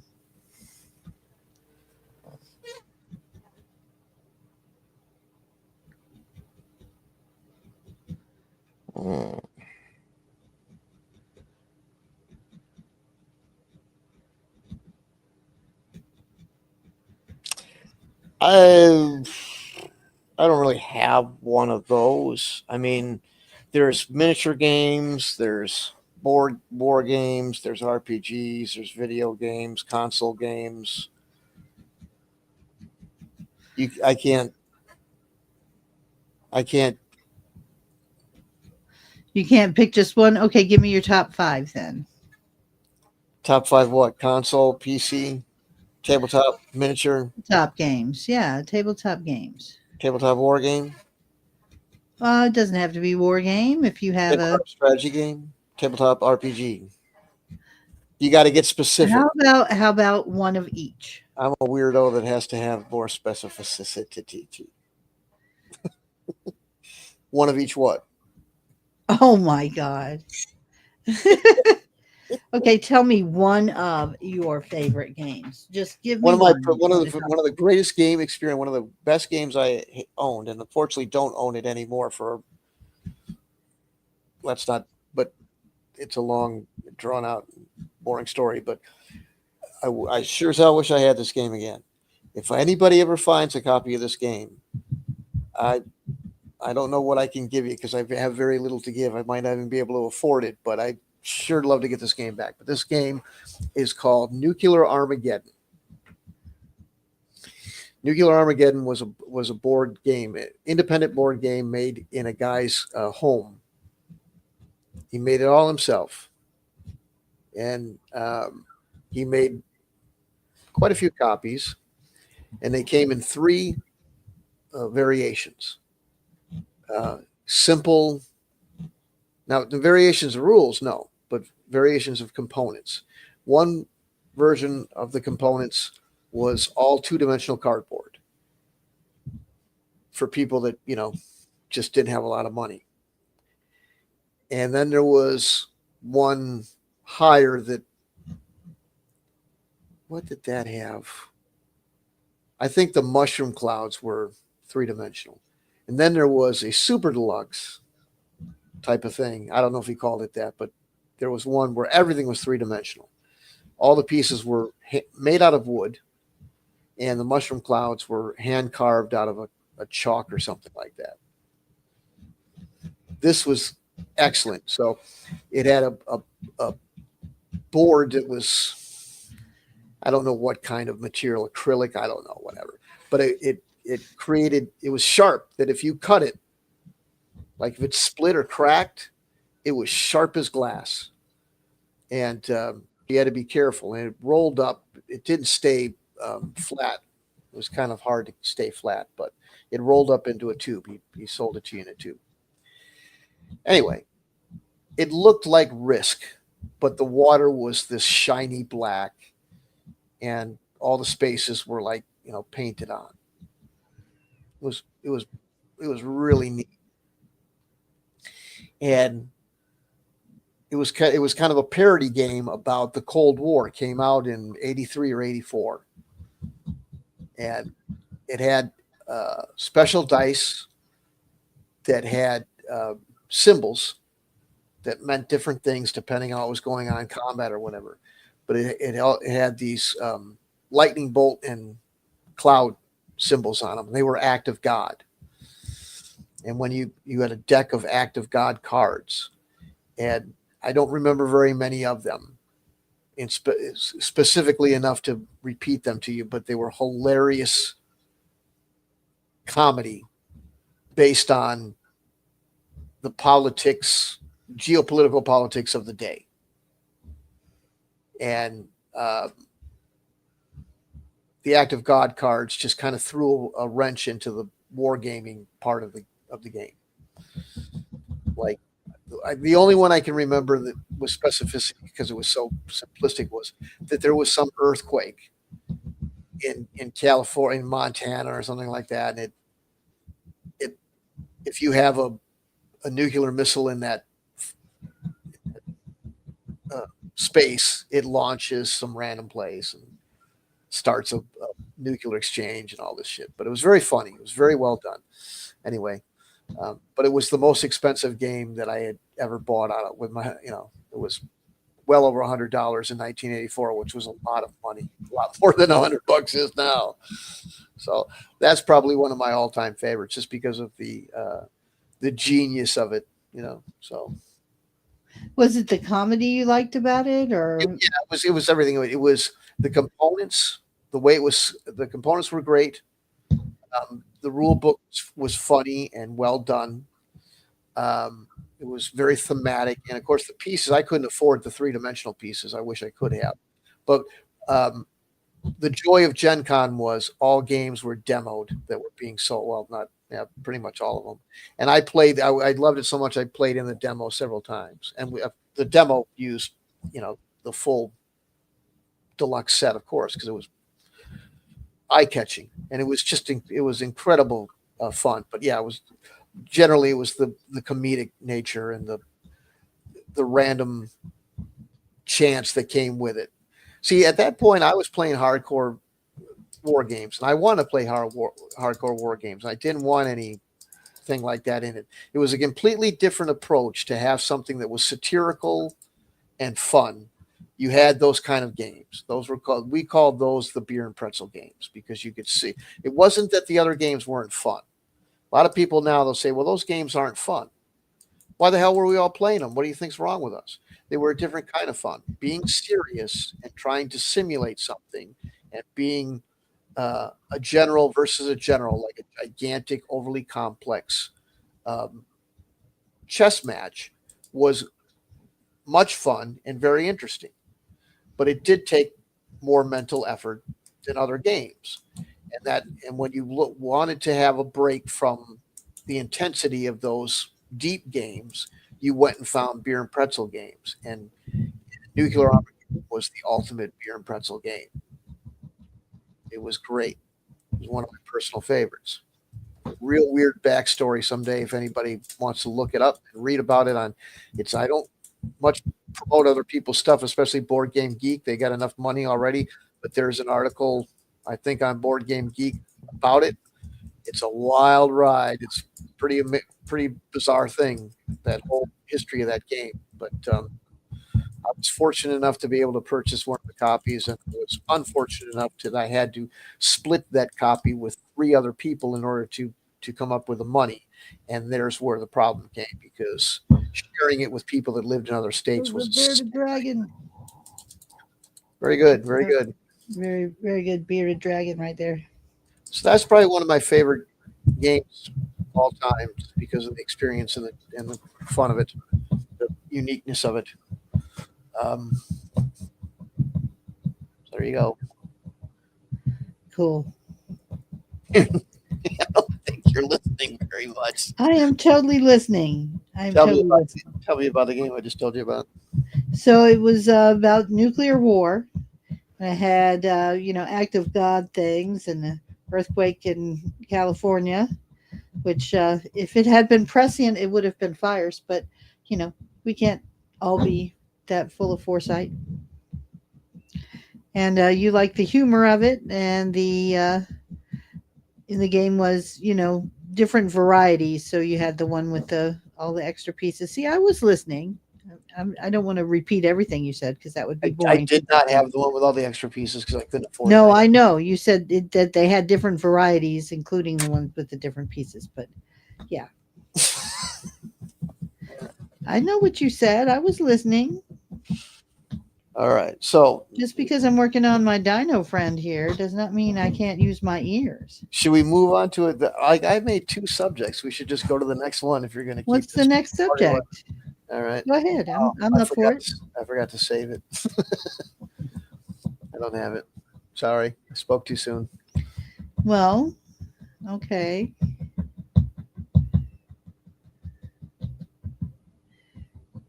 What's the most creative role playing game that you've ever played? Besides the one you just mentioned, because I get that's very creative doing, That's not a role playing game. That was a strategy war but game. yeah, it was more of a war game strategy game, but still, if we're doing most creative game, I didn't want to sound redundant. I, uh, I mean,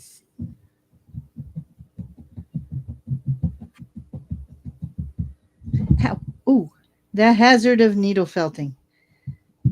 I don't know I don't know. Role playing game. I mean,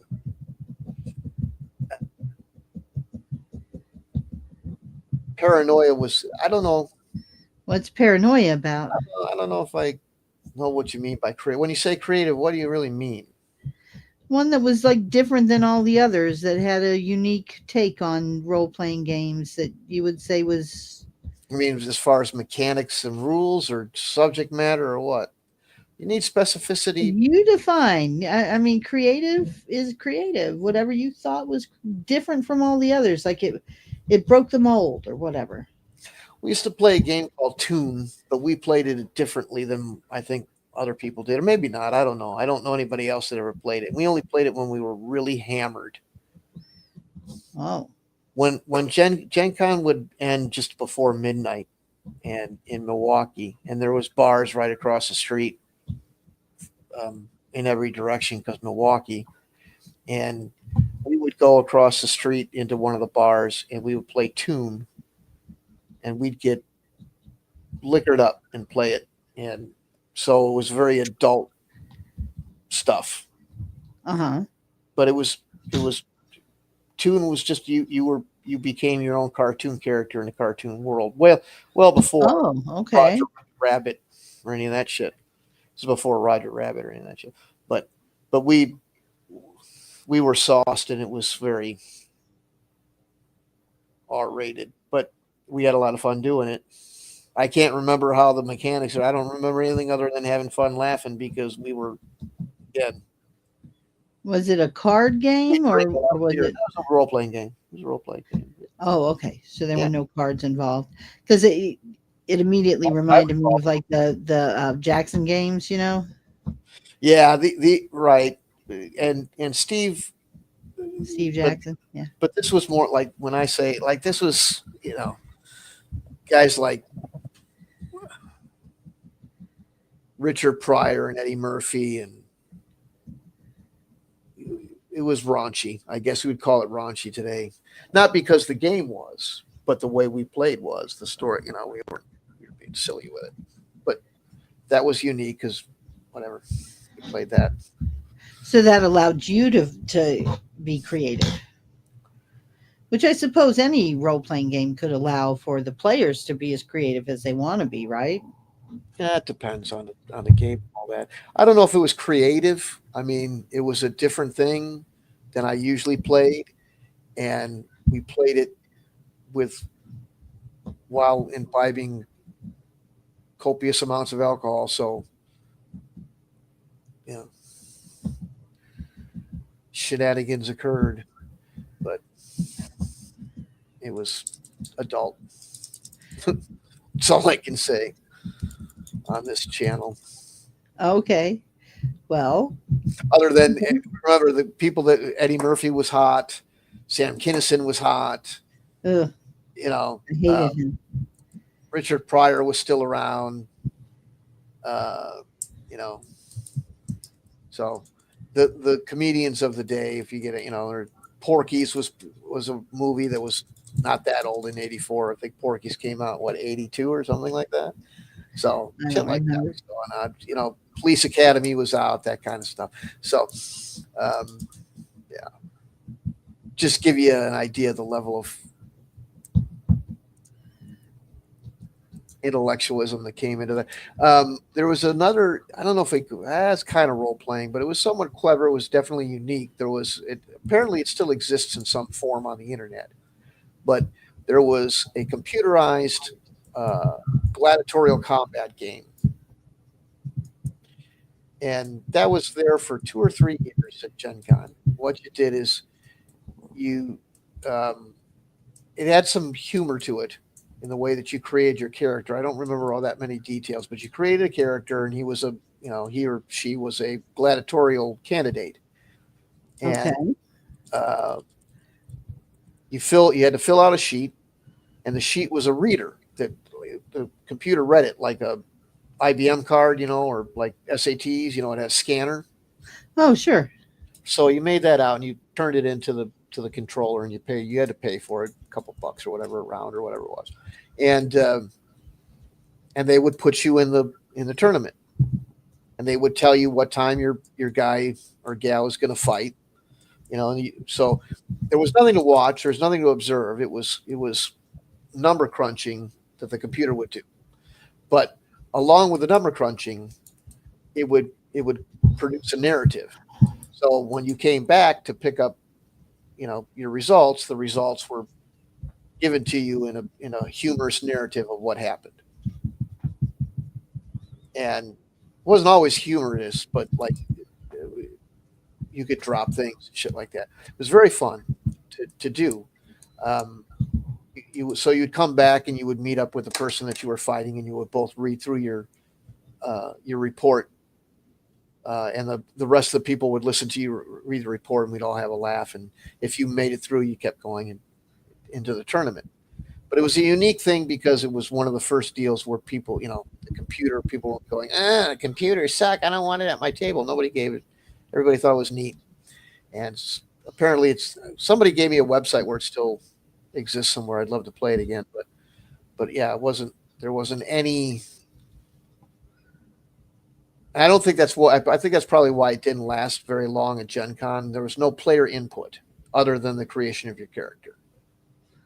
Oh, okay. So you just created it, and then it just went from there. It was all. It ran it. Yeah. Yep. And it gave you an output, and it told you what happened. You step forward and slash, and this happened and that happened. It just told you the story, and you read it. But it did it in a fairly comedic and entertaining way. So it was a neat gimmick, and everybody got into it for a while, but it didn't last long. Maybe that's because computer stuff advances, whatever it was. But that was one of the more unique things I've ever played that I thought was fun. And like I said, just recently somebody said, that's still around. You can play it on the website. It'd be neat to do again, but without any player input, I think that's probably why people kind of soured on it or just kind of gave up on it. So, there was so many unique and creative things at Gen Con that players did on their own. And I would not, and there's stuff out there that happened that I don't know anything about because there's 50,000 people a day at that thing. You can't possibly see it all. If anything needed that charm that Hermione Granger had to take more classes, The time turner. Yeah, there's whole wonders of joy and interest that I never got to see because you just simply can't be looking at everything all the time. And Gen Con was the greatest gaming show on earth because no matter what direction your eyes looked in. There was a spectacle going on that was entertaining and unique and imaginative. It was so it was just great every time you went. In the 90s, it started to slow down a little bit for a couple of reasons.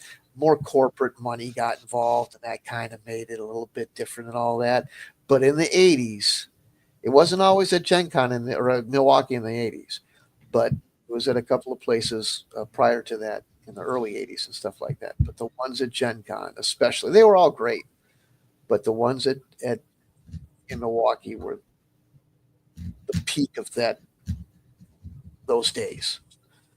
It was just glorious. So there's all sorts of stuff, all sorts of fun stuff.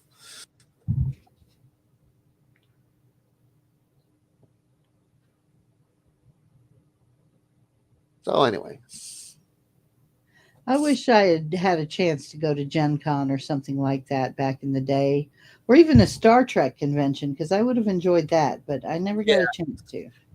and they are just so much different. I mean, you could go; they still exist to some degree, but you'll never get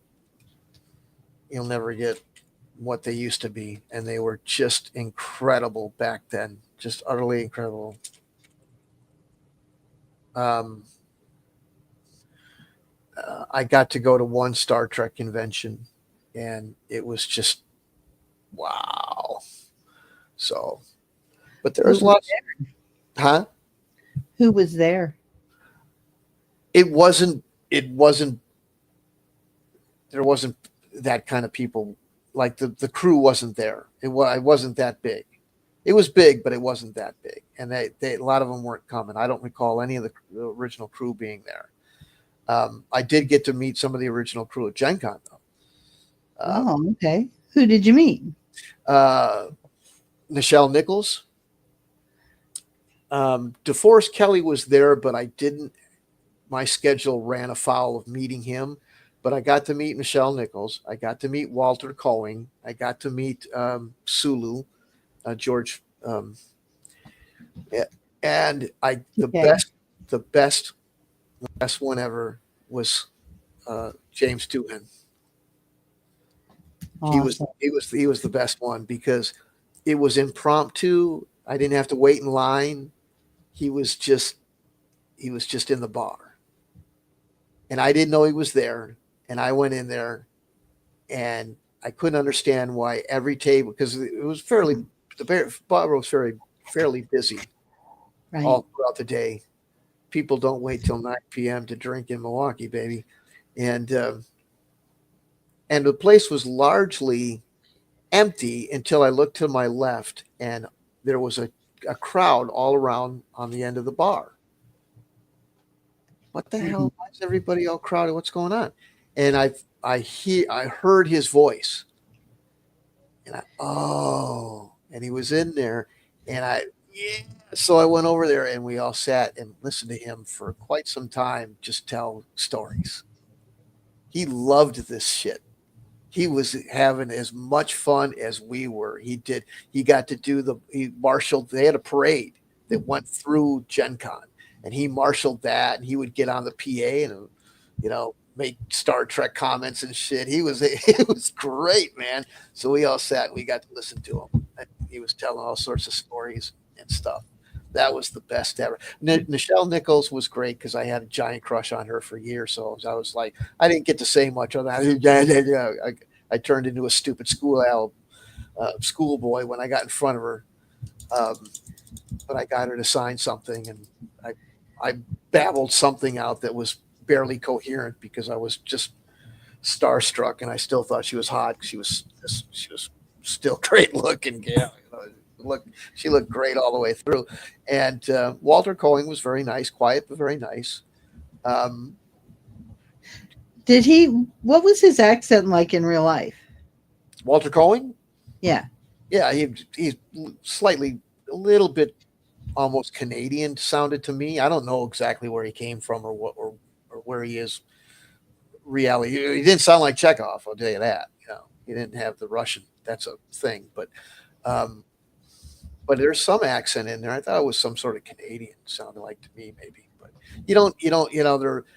they're they're moving you along because there's a pretty big line and everybody's paying, so you don't get they tell you don't be daddling. I mean, the probably the longest I spent was Nichelle Nichols because I kind of froze up like a douche. I was so enthralled. Um, Her and Erin Gray, I kind of kept myself composed for Erin Gray, although I always thought she was a great looking gal too. I got to meet her, and uh, I'm going to forget his name. You're talking about Buck Rogers? Yeah, I can't think of his damn name. Gil Gerard. Bill Gerard. I got to meet both of them, and the other guy I got to meet. Talk about a guy who's quiet. I thought there was something wrong. At first, I thought he was mad at everybody. Was uh, from Kung Fu, David Carradine. David Carradine, yeah. I mean, he was so quiet, and he's a little dude. Is he? Oh yeah, he was real small. I didn't know that. Yeah, real short. Very nice, but very quiet and very reserved, and he kind of talks through his teeth a little bit. And I thought he was mad. He kind of gave off a vibe of being unhappy. I don't know, but not impolite. But yeah, he's a tiny dude. Those are probably the biggest names I remember. There was a lot that I could have, but I was such an addict for the games, and I was not very patient. That I very rarely, wanted to stand in line. There was a lot of TNG people that I could have, Frakes and all that, and I just didn't want to do it because I didn't want to sit in the line. Their lines were bigger because they were there at the height of the program. So, and of course, being that it was further on down the line, there was more people that were, but so I didn't stay in line to watch, to meet most of those people, though I could have. They were there. You could see them at a distance, but and they would have the forum things, and I went to some of those, but not many of them. I packed my weekend full of games for the most part, with only a few breaks. One of the time I skipped a game to stick around with Doohan. That was one of the few times I blew a game off because I was having too much fun listening to him tell stories. So,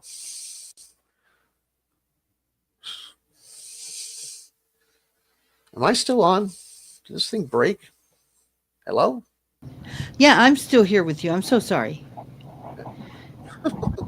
No, I'm listening. It is interesting. I'm just sorry. I had to mute for a second because there was some background noise over here.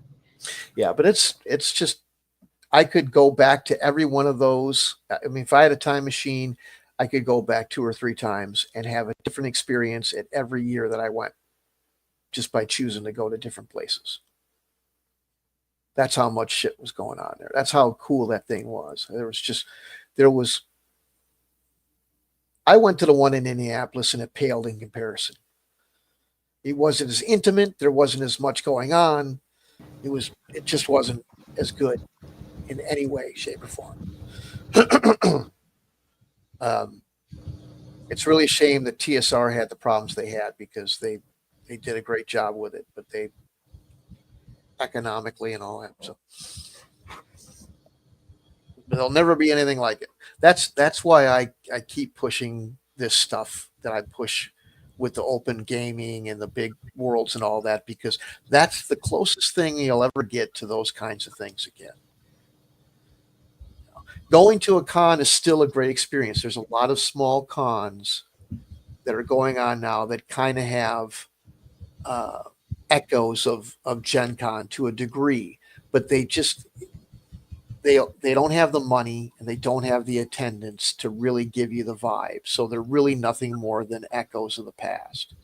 Is it because they kind of fractured into like multiple different venues? Like, well, TSR got bought out, and they had a kind of a separate entity that ran, as I remember it, it was sort of a separate entity that ran the the Gen Con, and that kind of faded away too, and all that. So I don't know who has it now. I don't think it's Wizards of the Coast. I don't know if it ever was, but somebody owns that and runs it, and they don't. It ain't the same. But the other problem with Gen Con beyond TSR was Milwaukee. The community messed up. How And did they mess it up? well, the thing kept getting bigger and bigger, and they were running out of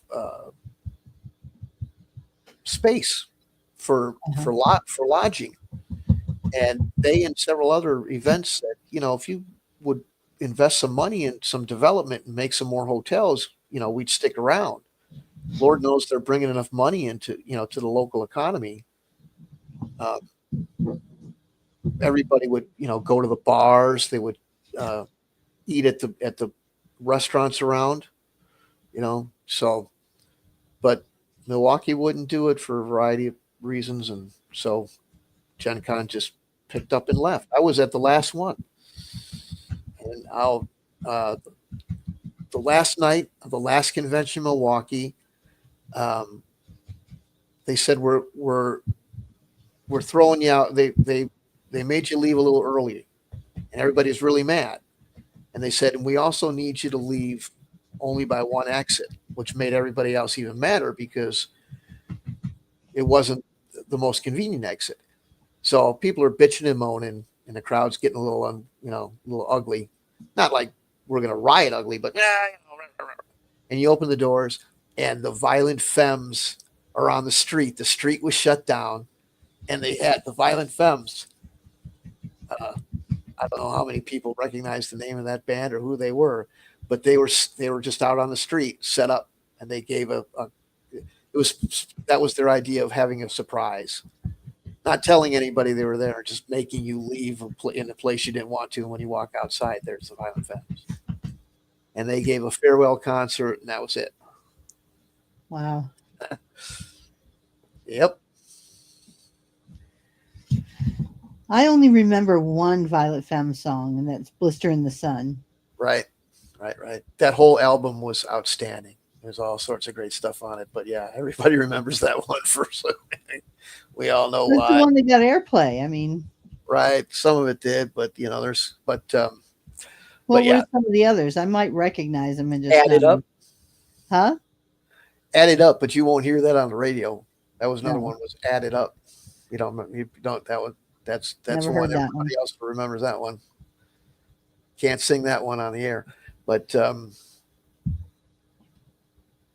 yeah, it was a great album. But so they were out there, and that was the end of that. But yeah, they folded up and they went to Indianapolis, and I went out there 2 or 3 times, and wasn't any good. So,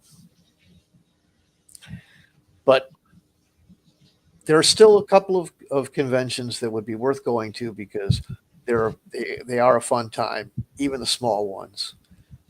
But like I say, they don't have the money to make it I mean, you literally could not take a step without seeing something cool in the exhibit hall and the surrounding areas in Gen Con.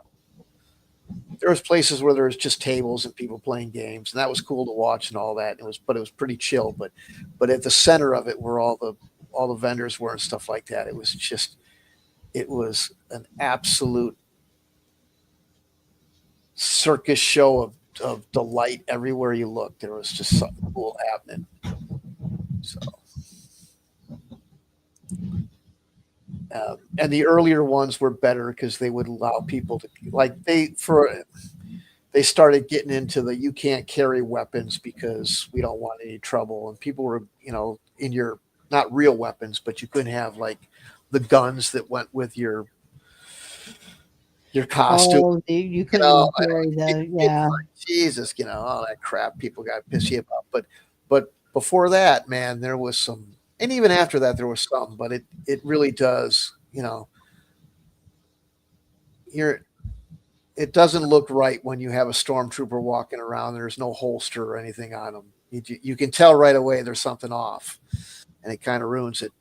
Um, but in the first couple of years, there was some magnificent costume going around, and they had, of course, had a costume uh, contest and all that stuff, and then they had a parade for that where everybody in costume would march around the whole thing. It's pretty cool. They even had LARPing a couple of years in a couple of places. That didn't last though, as far as I know. But I said the first 2 years I went, I didn't even know there was a second wing. And they're like, "Have you seen it all?" I'm like, no. I'm like, if you walk over there and you walk across this bridge, and there's a whole other building, and this isn't some small building, dude. These were big. This place was a palace. It was huge. I couldn't believe how many people, and and 50,000 people both come through the doors to observe or spend the day, and then there was the people like me that were there all 4 days and stuff. People start showing up at Wednesday night. It went Thursday through Sunday, so people would stay till late Sunday night or early Monday morning. They'd be gaming everywhere. We went to the George Webb's one day. There was people playing friggin' games on the table at George Webb's.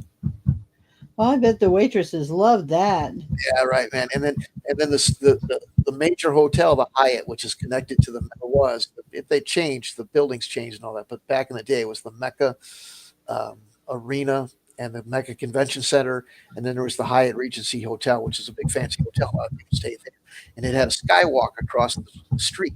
And the skywalk, they had to have the firemen come a couple of times, if I remember right, and tell them, "Hey, you guys, you can't be in here." There was people playing games on the floor. You go in the lobby of the Hyatt, and they were playing in the lobby. They were everywhere. It was great, man. The place was great. Wow. I never got to. Well, I got to stay a couple of times, but a couple of the first times I didn't stay because I didn't have the money to, and I got rides into town and all that shit. But it didn't end when you know, it would close down about quarter to midnight, and then people would start fanning out back to the hotels where they'd play in the hotel rooms, they played in the hotel lobby till they got thrown out, or they go to the bars like we did and we played tune at this shady bar, and yeah, it was cool, man. It was great. And then even outside on the street, Mecca had a fairly nice area around it, a fairly large sidewalk type area that you could, walk around and people would play and little stuff like that. Then they tore that building down. They built a different one, and that one even had more courtyards where people would play outside and stuff like that. And they had a giant lobby, things going on there. Just incredible stuff. I can't even remember half the things that I saw there, but great. Sounds like a lot of fun. What kind of food did they have there, or did they have food at the convention? They had, there was some lunches being served at the bar if you could get in, that were fairly good. The rest was just the typical convention or convention center fare, the same kind of things you would get if you went to see a basketball game, hot dogs and soft pretzels with Coke and stuff like that. But the beauty of Milwaukee is you'll never eat better. It's not like other cities. There's restaurants everywhere, and they're not, McDonald's. Like you went to Indianapolis, there's hardly anything downtown. What there is like Cousins and McDonald's. Not Milwaukee. Yeah. There's 100 small home cooked meal places to go all over the place. So there's plenty of really neat places to eat, to have good food. There's a lot of the taverns serve lunch. Of course, there's a lot of drinking. Milwaukee's filled with beer, so for lunch. I kind of like to get away from the crowd and like walking around in herds and stuff. So I go to there's a literally a hole in the wall. You wouldn't even know it's there. You had to be told where it was there. It's really a weird little deal where you walk into this strange building the way it's arranged, and it kind of had this hallway and door that you couldn't see. You had to know how to get there. And I mean, if you were thinking of, I mean, it's like I always ask the guy, don't you think you have a problem with foot traffic? It's like you're hidden behind a secret door. And he goes, oh, look, I work on word of mouth. But he was a Chicago guy. And you walk in there and everything's Chicago, which is a rarity in was Milwaukee because there's kind of that rivalry. And he made kick ass Chicago chili dogs and stuff like that. And the place was Oh, never filled. So we go in there, we'd eat there because it was quiet. There wasn't a lot of people. It was a nice little walk in the summer. Gen Con was in August and stuff like that. So it was usually a hot day. It was, no problem walking. Yeah, it was. So we'd eat there. And then we'd go over to there was a bar on Wisconsin Avenue. We'd go over and get drinking at. It didn't have any lights. The only lights it had were pink. huh. Yeah, it was really weird place to walk into. And it was lit really dark and with this weird pink neon and shit. And we would play tune in there. There was some real wild shit going on in that place. And it was a hotel, but it wasn't the best hotel.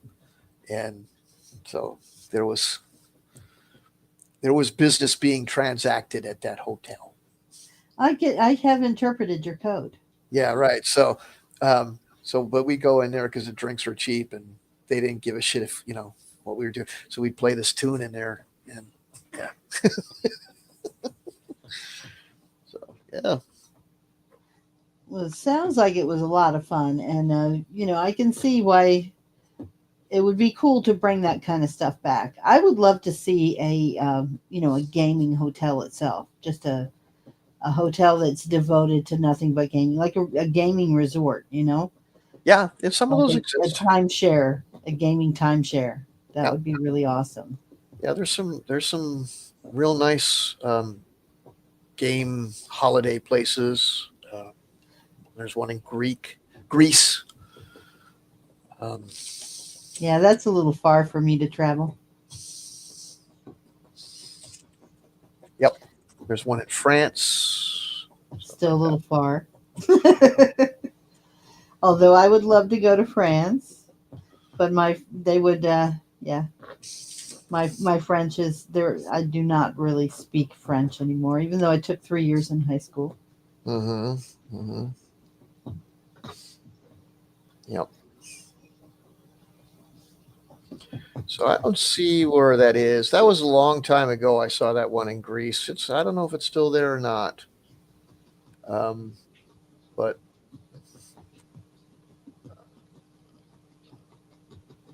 yeah, I don't know if I can find it. Searching things is not as easy as it used to be because this stupid AI stuff doesn't make it easier. But I used to be able to. Oh yeah, here it is. Okay. So, but the one in France was pretty neat too. It was like a little old bed and breakfast, and they had a game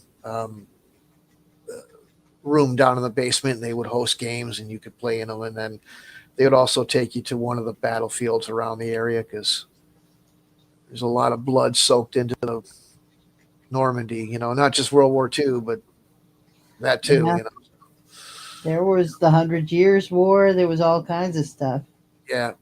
So, and they would take you Europe around. was a pretty bloody history, unfortunately. Yeah. So, no, it's not there anymore. So, must have not made it. To me, that seemed like it was neat, but it was difficult and expensive, and it sounded like I always thought you're probably narrowing your potential customer base too thin to focus on wargaming because there's not a lot of them, and not all of them are going to be able to afford to do that, even if they wanted to. And you have no backdrop, Yeah. and so I wasn't sure that was going to be I'm not a hugely adept businessman, but I always thought, I don't know if you're going to really make that work. So, and it looks like either one of them did work. Well, it's narrow. I can agree with you on that. It being narrow. My thought on that would be to expand it to have the variety of all kinds of games like that. Right. RPGs, LARPing, wargaming, all of them. They're all in the same vein, and doing something in a timeshare kind of fashion would also be kind of a cool idea for that. Because one thing I noticed, because I used to work in timeshare years and years ago, I worked as a receptionist, and I noticed that the same people would come back to the same unit every year, and they ended up forming friendships with other people who would also have a week at that time. Right. So that became a kind of thing that people looked forward to. It's not like you were coming to a resort for a week of vacation and you didn't know anybody. There were people you could get together and play cards with, is what they usually did. In fact, the resort even kind of hosted some things, like they'd have a poker night. I mean, nobody was actually wagering any money or anything. So, because that would have been illegal gambling, but they were, doing like, the poker chips and stuff. And people could win, and they'd get a little token prize, a door prize of some kind. So that was something that was a lot of fun for people, and they got to become regulars that way and get to know their neighbors, and it was a lot of fun. So something like that would be an ideal way to have like a gaming resort where people could do that. And you have the other amenities, because people want to come with their whole families, and you know you're going to spend the whole entire day just gaming. You could do other things like touristy type stuff like usual, but you know Anybody got any comments, questions, cut downs? why you ask for cut downs? I mean, constructive criticism sounds Constructive good and criticism, appropriate, but cut downs, I don't know if I invectives, want to hear those. rips, Huh? but yeah, Yeah, and don't rag on my needle felting. It is a work in progress. It is early stages. It looks we are ridiculous. talking about games. Don't take the needle felting the wrong way. I think Yes. there's people come in and see that and they think I must be in the wrong thing. We'll have Well, to we'll, this we'll have is to for that game where the dinosaur shows up. we'll have to put some sort of icon or something on that table so when people look at it, they see some sort of gaming related icon or Well, something. this will be better for the next time. I mean, I just have this work in progress right now, but the next one that I make is going to be a smaller figure, and it's going to be clearly. I'll have to print out campaigns and conquests and put it on a coaster or something so you can set it next to there so people know. It probably looks out of place. They're probably thinking, what's that doing there? Especially now, I'm working on a tail. People might get the Put a wrong pile idea. of put a pile of dice there or something. Some Okay, graph paper, a dice, a pencil on there, something. So let's see. I think I've thickened him up now, so he's balanced appropriately and can stand. What do you yeah, think? Is he standing? Let's see. see what Yeah, else. he needs a little bit more beefiness on the back end. He needs a little bit more junk in the trunk. Yes, he does. He needs a little more solid legs to give him more support so he can actually stand, so he isn't too top heavy, all that stuff. But yeah, he's going to nom nom nom nom. Ah, it's biting me. Okay, but he's going to be kind of cool. But I wouldn't make something this big for like a role playing game. I'd make something much smaller because this guy is too large. And he's not going to stay white. He's going to get color, and he's going to get eyes and teeth and all that kind of good stuff. Hmm. But he's fully articulated, so his arms can move. Why does it say gaming boredom and death? What? Oh, I see why. Nothing. What's going on? Nothing. Okay. Well, do we have any viewers right now? Yeah. Because I know it's late at night. So anyone who's sticking with us this late at night, thank you. Appreciate you watching, and if you like, My social we're class. just kind of chilling right now. We're not really. This is very informal. This is not on topic at all. So appreciate you hanging out with us.